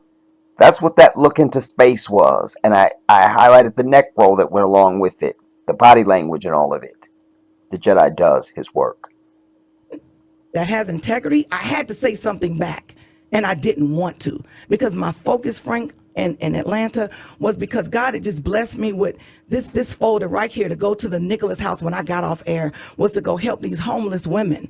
So my mind wasn't on being disrespectful and in a bad place. I just wasn't in a bad place. So I did not want to go back and forth with Katt Williams like that. That bothered me so bad. That really bothered me. So that's why I never said, people's like, why you didn't go back? Because I know my mouth. I could have said some really ugly, foul things, but I didn't want to talk to him like that. I did not. Right. And she sat there for 16 minutes and took it. You see? And I pointed out the body language and the looks on her face, like, what are we doing here? I mean, he should have been apologizing to her. Like, why you didn't go back? Because I know my mouth. I could have said some really ugly, foul things, but I didn't want to talk to him like that. I did not. It was a respect thing. So, I've done a lot of things in my life. I'm not perfect. A mistake spread it so fast. I help people here in Atlanta all the time, from helping the homeless people to helping kids get school clothes, to helping single moms get things for their kids, keeping kids in school. And none of that stuff ever went viral. The minute me and a brother get into something, it's huge. That was so hurtful. We'll just hear a little bit more of it. I think I'm ready to rest. I'm ready to rest my case. We'll just hear a little bit. Frank and Wanda in the morning on V103. Wanda Smith giving comment about what happened Friday with Katt Williams. Let's take just a few calls. Frank and Wanda in the morning on the People Station V. Oh, okay. This should be interesting because I forgot there was a section where people were calling in. I didn't hear this. Let's hear this. This will have value. Then we can hear some of these damn people speak. You see. V103. Hello. I just wanted to make a comment to Wanda. Sweetheart, you should not feel bad because I'm sure Katt Williams pissed me off and everybody else. He came up there. It just seemed like he came up there to attack you. Boom. Thank you, Queen. Thank you. Alhamdulillahi Rabbil Alameen. Yes, this is the truth. This is al-haq. Thank you, Queen. Yes, so I'm not the only human being on earth. Yes. I just wanted to make a comment to Wanda. Sweetheart, you should not feel bad because I'm sure Katt Williams pissed me off and everybody else. He came up there. It just seemed like he came up there to attack you. He didn't say anything to Red. He didn't say anything to Frank. And personally, I thought it was distasteful. I thought it was very disrespectful. You have absolutely no reason to feel bad. Amen. Because everybody sees him in the news, and we already know he's an idiot. And having money don't make you smart. So you should not feel bad because he was just wrong all the way. You did nothing to him, and clearly he was just there, and he was upset. He kept saying, Wanda, what do you cook? Wanda, what do you do? He didn't ask Frank, who is a man. They were saying because he has kids and he's a single father, they're asking him what he cooks, but he didn't ask anyone else. He just asked you. He was there to attack you. Frank and Wanda. Amen. Facts proclaimed. Appreciate that, Queen. I don't know if they said her name or not. Let's see if they said the next person's name. What's up, Frank? Hey, Juan. No, they just see you're on, and then that person just starts talking. So, alhamdulillah. Yes, yes, yes, yes, yes. That's the first caller. That person. That's it. You feel me? That could be my future wife right there. You feel me? That I feel like she want me anyway. You feel me? That's known. But that's already known. You feel me? You could tell. You so you heard her. You feel me? I think I'm gonna play it back probably later, but I feel like I heard her say my name. You feel, I feel like I heard it. You feel me? Now I feel like I heard it. Something like the Jedi needs to call. So, I don't know. Just I had to hear it back. You feel me? I had to slow it down and stuff and get my audio detectors and stuff. I'm pretty sure I had heard my name and everything and stuff like that. You feel me? So that's known. All right. Let's see. Saying, Wanda, what do you cook? Wanda, what do you do? He didn't ask Frank, who is a man. I think I just heard my name. I don't know if y'all heard it. You heard it though, but you heard it. You could hear it. You feel me? Y'all heard her say it. They were saying because he has kids and he's a single father, they're asking him what he cooks, but he didn't ask anyone else. He just asked you. He was there to attack you. Yep. Frank and Wanda. What's up, Frank? Hey, Wanda. Listen, real quick. What y'all did, what any comedians would do in the schoolyard, and that happens. No, nigga, nah. Get off the phone. Let the next caller come in. This was not two comedians bantering, because it's already laid in my foundation and my prosecution. I said to set up the context. This was not two people who were friendly and knew each other all like that, where you would joan on each other like that. This was not that. You see, but again, people don't know how to listen. They get caught up in the hype, and they hearing what they want to hear. You feel me? They're frozen. So this is a dumbass who has not listened, who can't listen. You understand? Did not listen, did not hear, did not see. You understand? Did not pay attention to what was right in front of them. These goddamn dogs. My God. Totally agree with you. He was better from the time he got on. Oh, wait. Did I skip somebody? Because the first dude... Wait now. Listen, real quick. What y'all did, what any comedians would do in the schoolyard, and that happens. I totally agree with you. He was better from the time he got on the radio. Yes. And what I don't think Katt respects is the game has now changed. It's not about... Rappers don't sell CDs because you can get the music from anywhere. People blow up on the internet very fast. Very fast. And he's not respecting the game has changed. Everybody doesn't have to put in the same amount of work. Don't knock other people because they're universal comics. Let it go. Get your money. Let Wanda get hers. Let everybody else get theirs. And let it go. You can't be bitter. What grown man knows how long his hair is? Ooh. Flex. Wow. That's a very good point. Because he did say, my hair is... I forget how long he says his hair is. Yeah, who knows that? That's a very good point. It's a very good point. Wow. Wow. Let Wanda get hers. Let everybody else get theirs. And let it go. You can't be bitter. What grown man knows how long his hair is? I have no idea. What grown man? Yeah, you do Phillips Arena, but don't forget the show that you stopped because you was high and you had to give them people their money back. There was a lot of places you could have went, but you didn't. I understand that and I respect it, but he got to let that bitterness go. It was just hurtful. I promise y'all. Like, that was my first time meeting Katt Williams. Like, we've never talked. We've never had a show together. I was excited. Again, I asked Reggie, can I drop music? He's coming. And everything just changes. It's crazy how something was supposed to be so great ended so bad. And I do understand that with prosperity comes prosecution. I get that. But I wanted to be in a peaceful place. And that's why I wasn't. And they was like, oh, Wanda, he said this. Why didn't you come back? I didn't want to talk to him like that. Right. That would be like Denzel Washington coming in here and I disrespect. I got that much respect for Katt Williams. You made it. I'm happy you got all of that.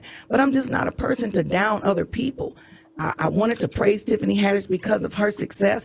Yeah, it may have been short-lived. A lot of us didn't know who she was. I went back to the movie theater 3 times. That's how much I enjoyed that film, bringing women together. You know what I mean? Like that made me happy to see her move forward. I am happy for Kevin Hart.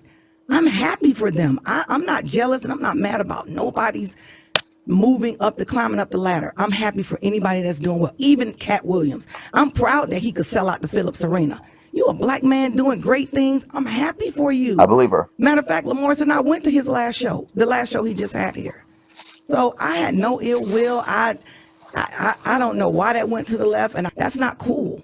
And I just felt like, gosh, I never had this feeling on this radio station. Like, I never had that feeling. I just wanted peace. I wanted not to sit here and go back and forth with Katt Williams. I did not. Why do you think it went that way? I have no idea. Right. I have no idea. Don't know. We've never had words. You know what, the last place I saw him at the car and bike show. I saw him at the car and bike show. We got on the elevator and he kind of spoke and I spoke and that was it. I don't really know him. I don't know him. Right. I believe her. I don't know him.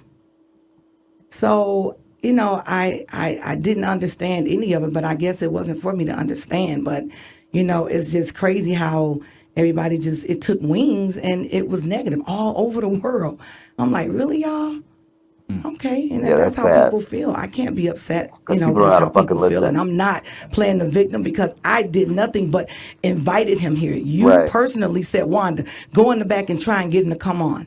Did I not beg him to come on this radio? Mm-hmm. I begged him. He said, no, I ain't coming on. I said, please. I said, please, 50 times to him. Please, he didn't want to come on. So when he finally sat down and put his headphones on, I was like, okay, yay. I was excited. And I hate that it happened like this. That's not what I do, y'all. It's just not. It's just not. I didn't know who she was before this at all. I don't have any reason to be in her corner other than the truth. That's it. The truth.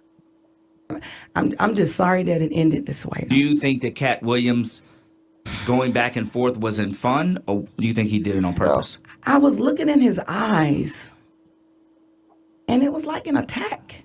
Yeah. I don't even know what that was. Like, what did I do to you? Did I say something about you? Did I don't know. When I was looking at him, I couldn't even respond because my mouth can go there. I got a little mouth on me, but the respect wouldn't let me do that. It wouldn't even I didn't know. And the things that I was saying, they were like, oh, they were weak. Yeah, because I didn't want to do it. I didn't. I did not want to talk to him that way.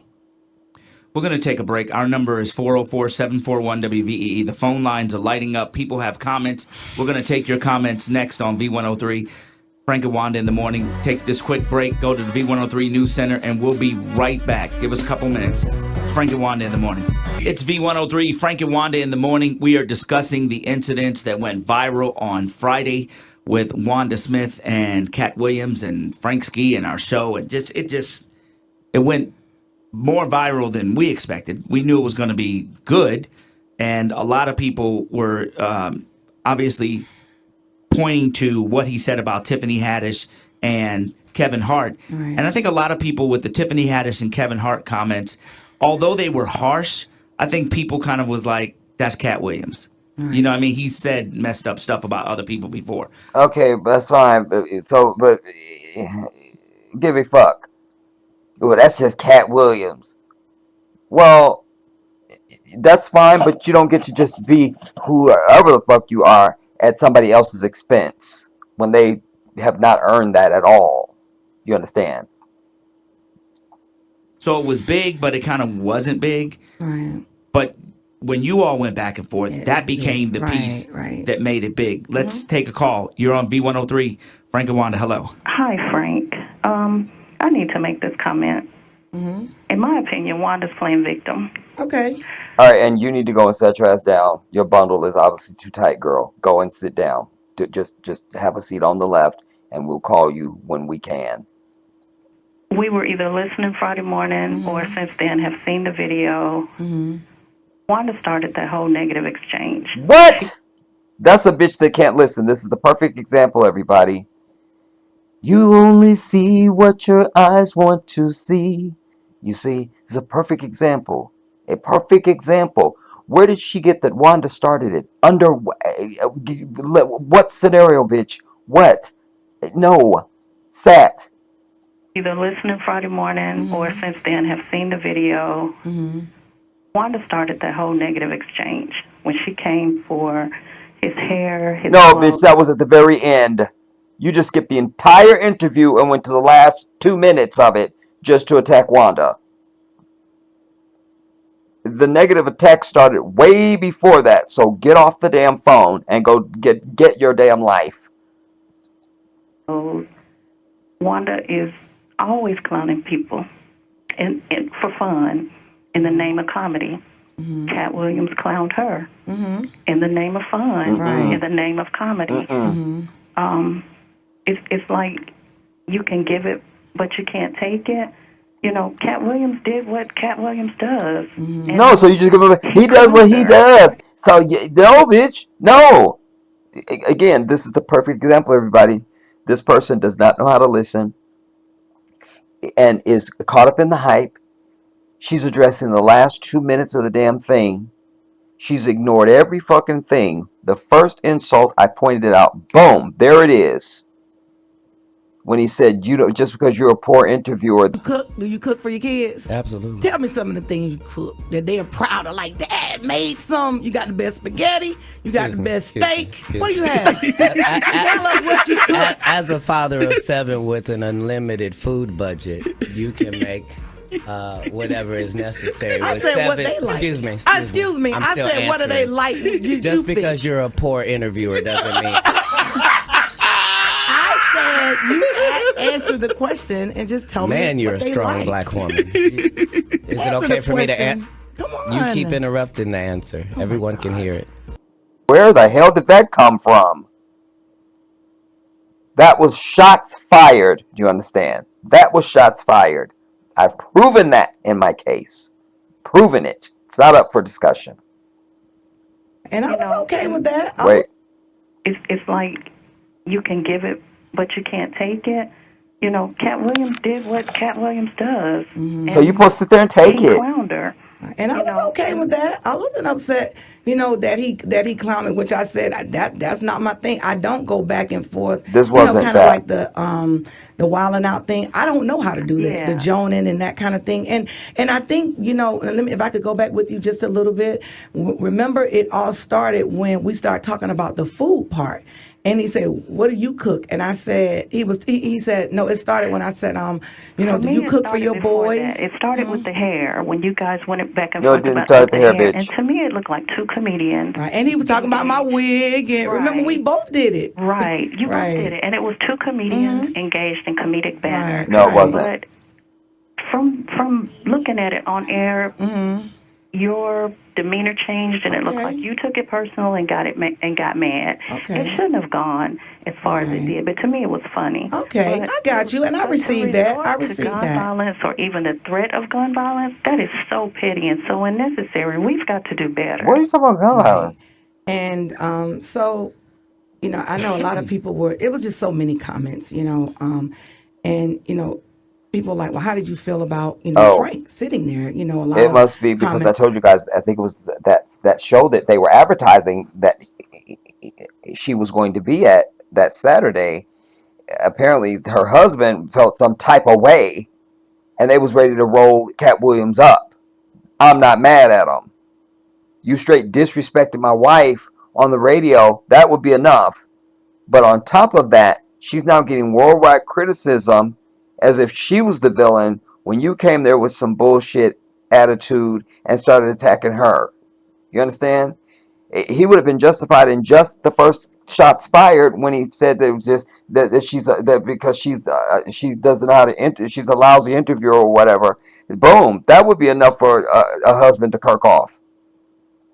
You feel me? I mean, nah, don't start none, won't be none. And don't give me that two wrongs don't make a right bullshit. Yes, you wrong me, I wrong you the fuck back. We just fixed it. There, look, I fixed it. That's look, I did it. You see? I know a lot of people were. It was just so many comments, and people like, well, how did you feel about Frank sitting there? A lot of comments were that you were laughing, and I was sitting here, and honestly, to be honest with you, Frank, yeah, he was laughing. And even if he has a good excuse for why he was laughing then, he's had time to reflect and to rewatch and hear everything. And he was in the room in first person, so he should at least be man enough to say, you know what, he really did fire shots at first, and you kept your composure until the very end, and then you let him have it. It caught me totally off guard. And after it went on for a while, I did wanted it to end. And I know you're the person that normally would cut things off. All right, man, it's time to go. It's time. And that never happened. No, that He did. did try to cut it off. He tried to stop it. I didn't count him now, but I show that in my evidence. And just for whatever reason, it just didn't stop, And at one point, he does say, oh, do we want to take a break here? Do we want to take a break? And somehow it kept going. We'd have to go back to see what precipitated it continuing. But in Frank's defense, there was at least 2 times, even if I don't know the full number, there was at least 2 times I'm sure of that he tried to, go to commercial or do something else, But he also could have, if he wanted to get down in the fray, he could have said, whoa, Katt, you out of line here, man. Like, what you making about her? Because there was no comedic banter going on when he just immediately went in and said, just because you're a lousy interviewer, it had nothing to do with the question she had asked or anything. And he kept cutting her off from the beginning. Damn. It happened. What you said, yeah, you did say. I tried to go to break like 3 times. Okay, and y'all 3. kept going. I'll accept Right. that. So okay, we played the bumper. When we played the bumper, that's when we kept going over, over the bumper. And I agree. I put my part in. I did my part. I'm not saying that I didn't. I'm not playing the victim. I'm not saying that I didn't. But I think at some point I was expecting, all right, y'all, enough of that, because both of us were like kids. It didn't end.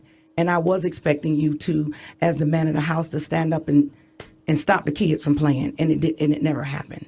I think because... Ooh. Now they're going to feel some type of way because even though she has a right to say that, and that's appropriate and everything, it now creates an atmosphere between them two, because he's going to get defensive, and it's just all things bad, man. But it's all fucking Katt Williams' fault. It just, goddamn it is.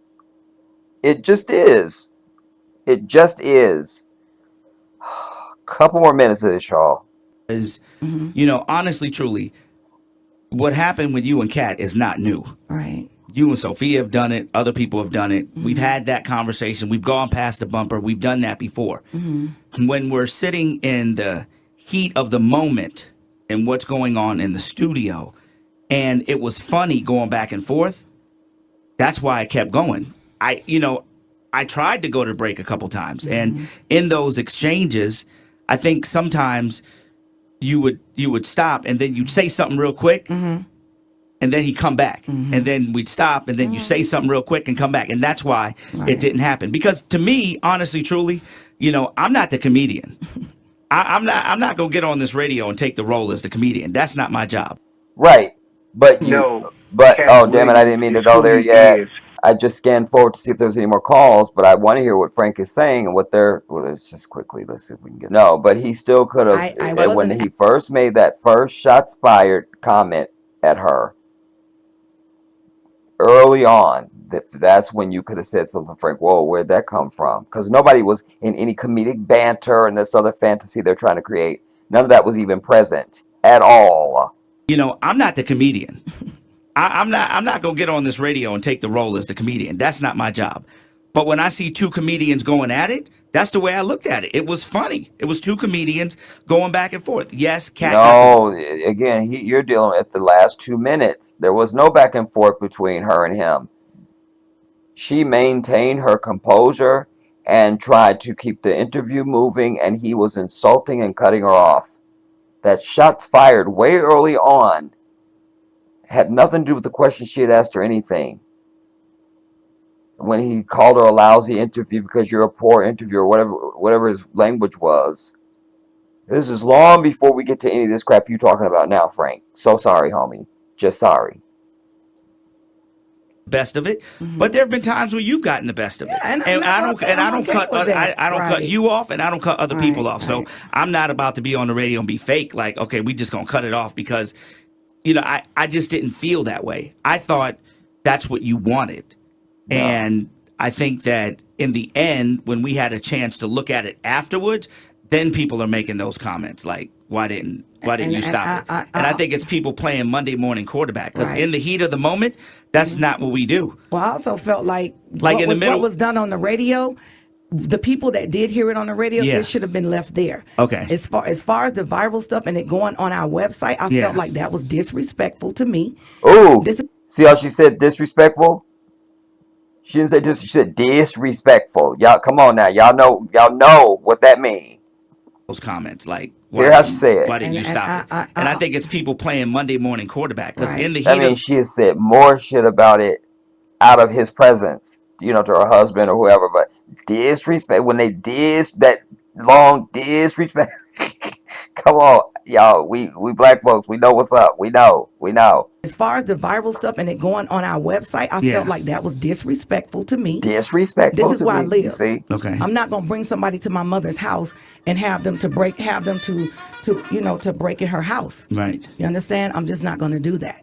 So this is where I live, and I'm not gonna let nobody come in here and disrespect you. Right. If that would have happened, I would have stepped in and I would have, But I would- understand this. I, as a person that is not a comedian, did not look at it as being disrespectful. I looked at it like two comedians Right. playing the Joneses. No, that's the last 2 minutes, Frank. Everybody's trying to go to that last 2 minutes. You don't get to use that shit. That's like the fucking fake ass Zionist trying to say everything in the fucking world started on October 7th. No, bitch. We're excuse me. Hi, our party is back at 1948. How about that? Somebody's gonna lose, and it just so happened on that day Right. you lost. Right. So You I'm see? Now that's further injury to her in my view. And it's ignorant. He seems like an intelligent enough dude. You don't see that the shit started long before the shit you trying to point out? Because that was now her getting back. That wasn't about, ooh, we joning and we having this fun. He had been insulting her for 16 minutes. This was her attempt to try and salvage her own dignity and say, you can't just treat me like this.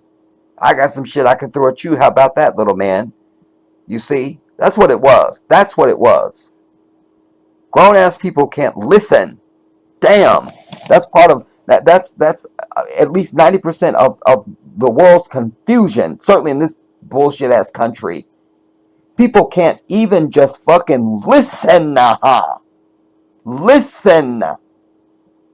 Everybody's just popping off. Pop off at the fucking mouth. You've not listened. You don't know the goddamn you're talking about.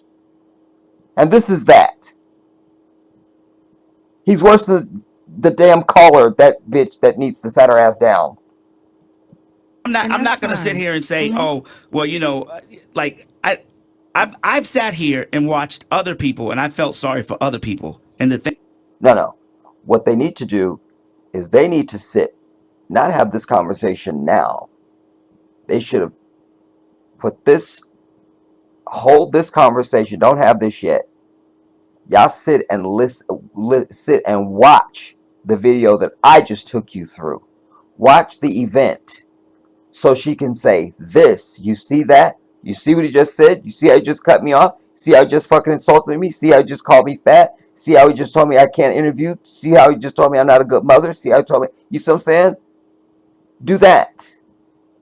Then that takes away Frank's cushion. You got no safety net home and there's no place for you to land. except for on the truth. It must be acknowledged. Things we've done to other people. We've dogged out people on this show before. We've made people look stupid before. Okay. We've All right, hurt people's let's get to feelings another before. caller. And you, I didn't feel Wait. in the moment that you were hurt. Right. I didn't feel that way. I did. In Frank's mind, it's like y'all were two comedians going at it, and his jokes were better than yours, and so therefore that's the end. No, Frank.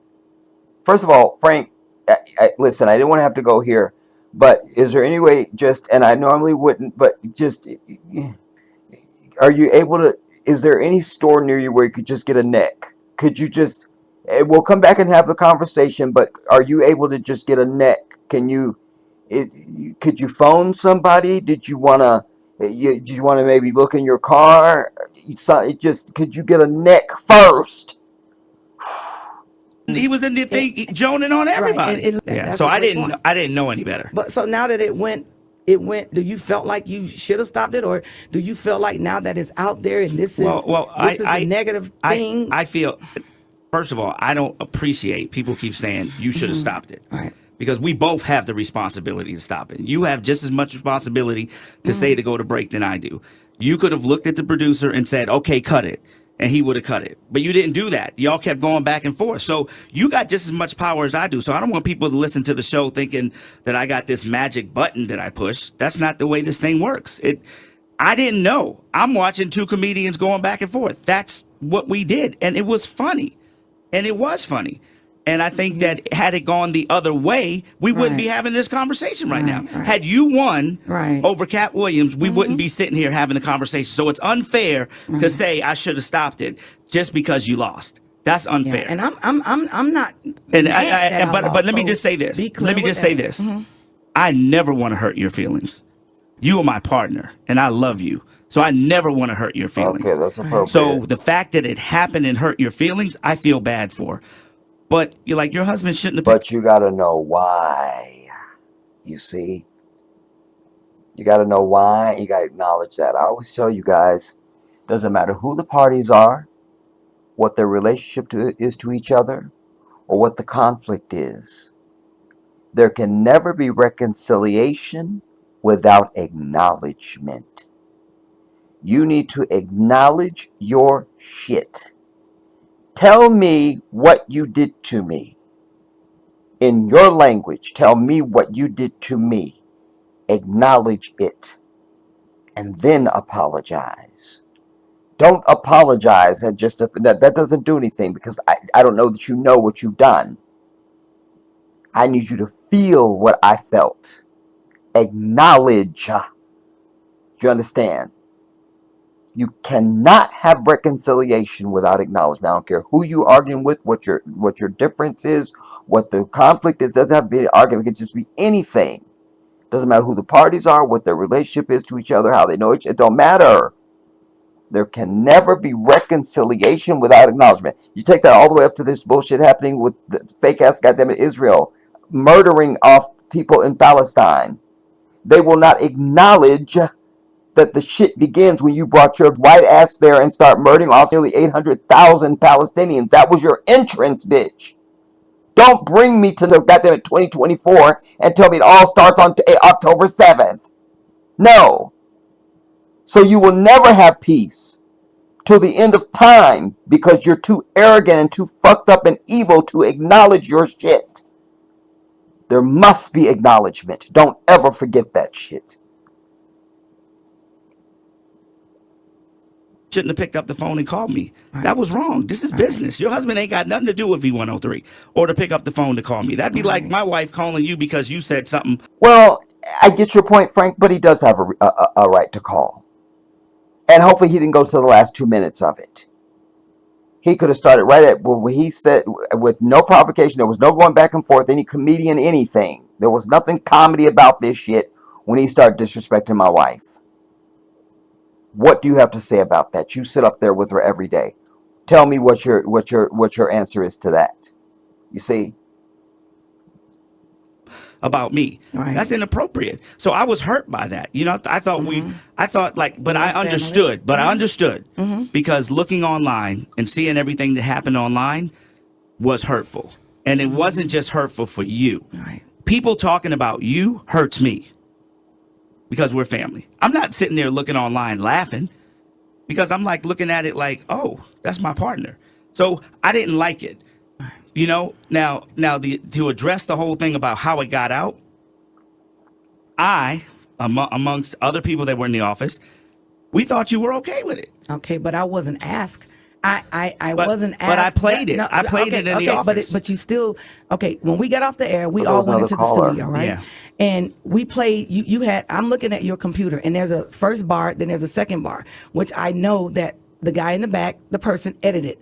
So I don't No, know. I- All right, let's hear another Okay, caller, you, and we'll whoever I'll edited. rest. Okay, so No, Katt Williams. Wait.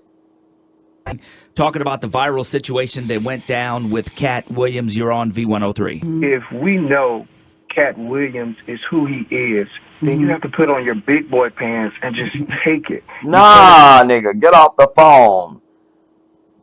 I hate when people do that.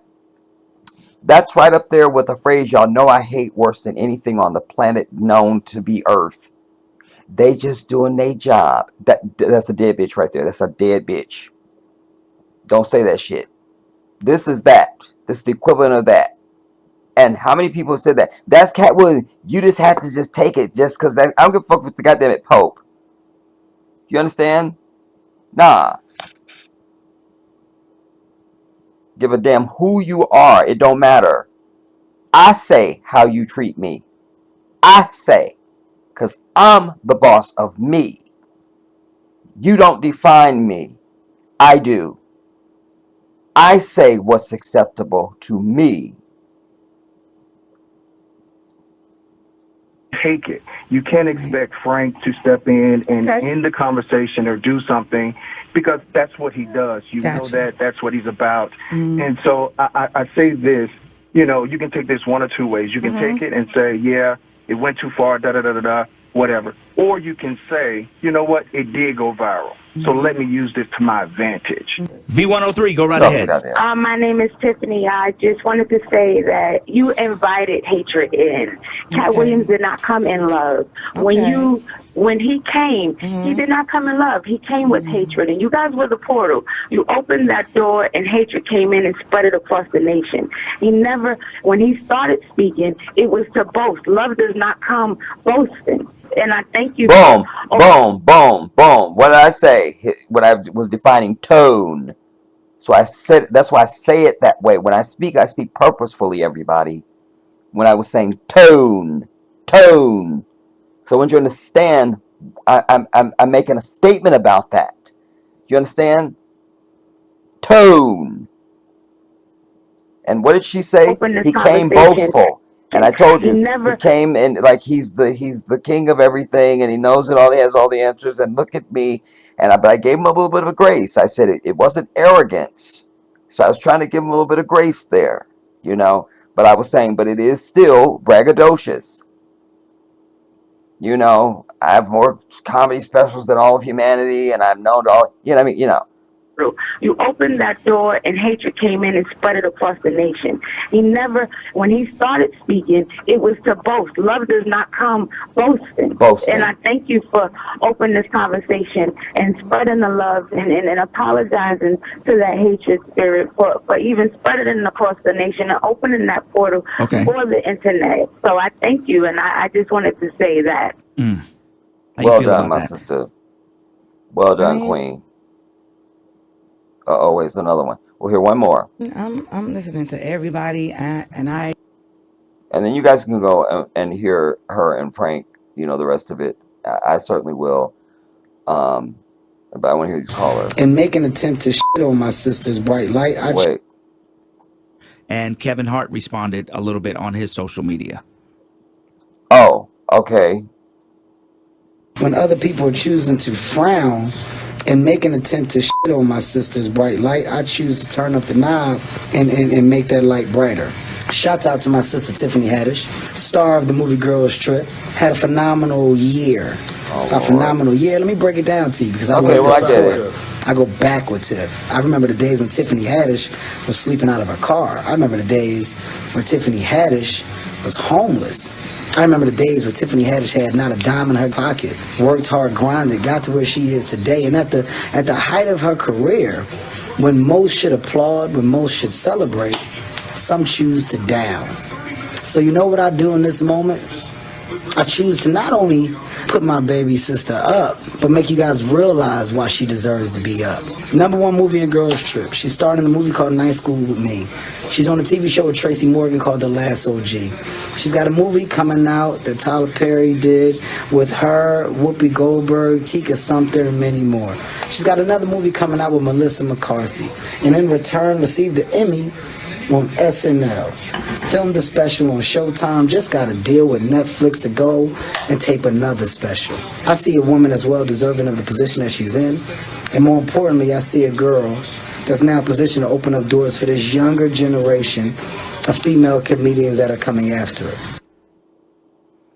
All right. All right, whatever. Thank you, Kevin, whatever. Anyways, listen. I presented my evidence, everybody. And in my summation, I say again, this woman was not the villain. She was not the provocateur. Whatever hair was ingrown on Katt Williams' ass that day is his issue. But he precipitated everything that happened. This was not two comedians bantering at all. She don't know him and he didn't know her. They weren't friends, they weren't pals, and as she said, they had never even had a conversation. This was her first time officially meeting him and certainly having a conversation with him. And I have shown and proven that he is the one who started the bullshit. I showed how long she sat and took it. I made observations about her demeanor, her body language. I speculated on her feeling. And I showed the contrast of what he was doing. I showed how long she took it. And then I broke down point by point when she finally decided to retaliate. But she was doing it cautiously because she did not want to go there, as she says. That's why her testimony lines up with the observation. She didn't want to go there. She was like, what is this, basically? But he went too far. And then on top of that, you got that fucking laughing hyena up there, laughing at your pain, ignoring it, while this demon is sitting there disrespecting you, calling you fat, criticizing you as a mother, as a cook, everything.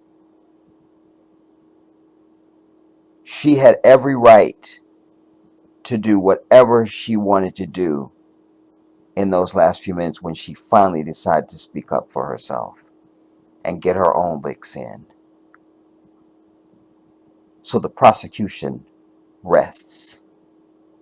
The Jedi has spoken.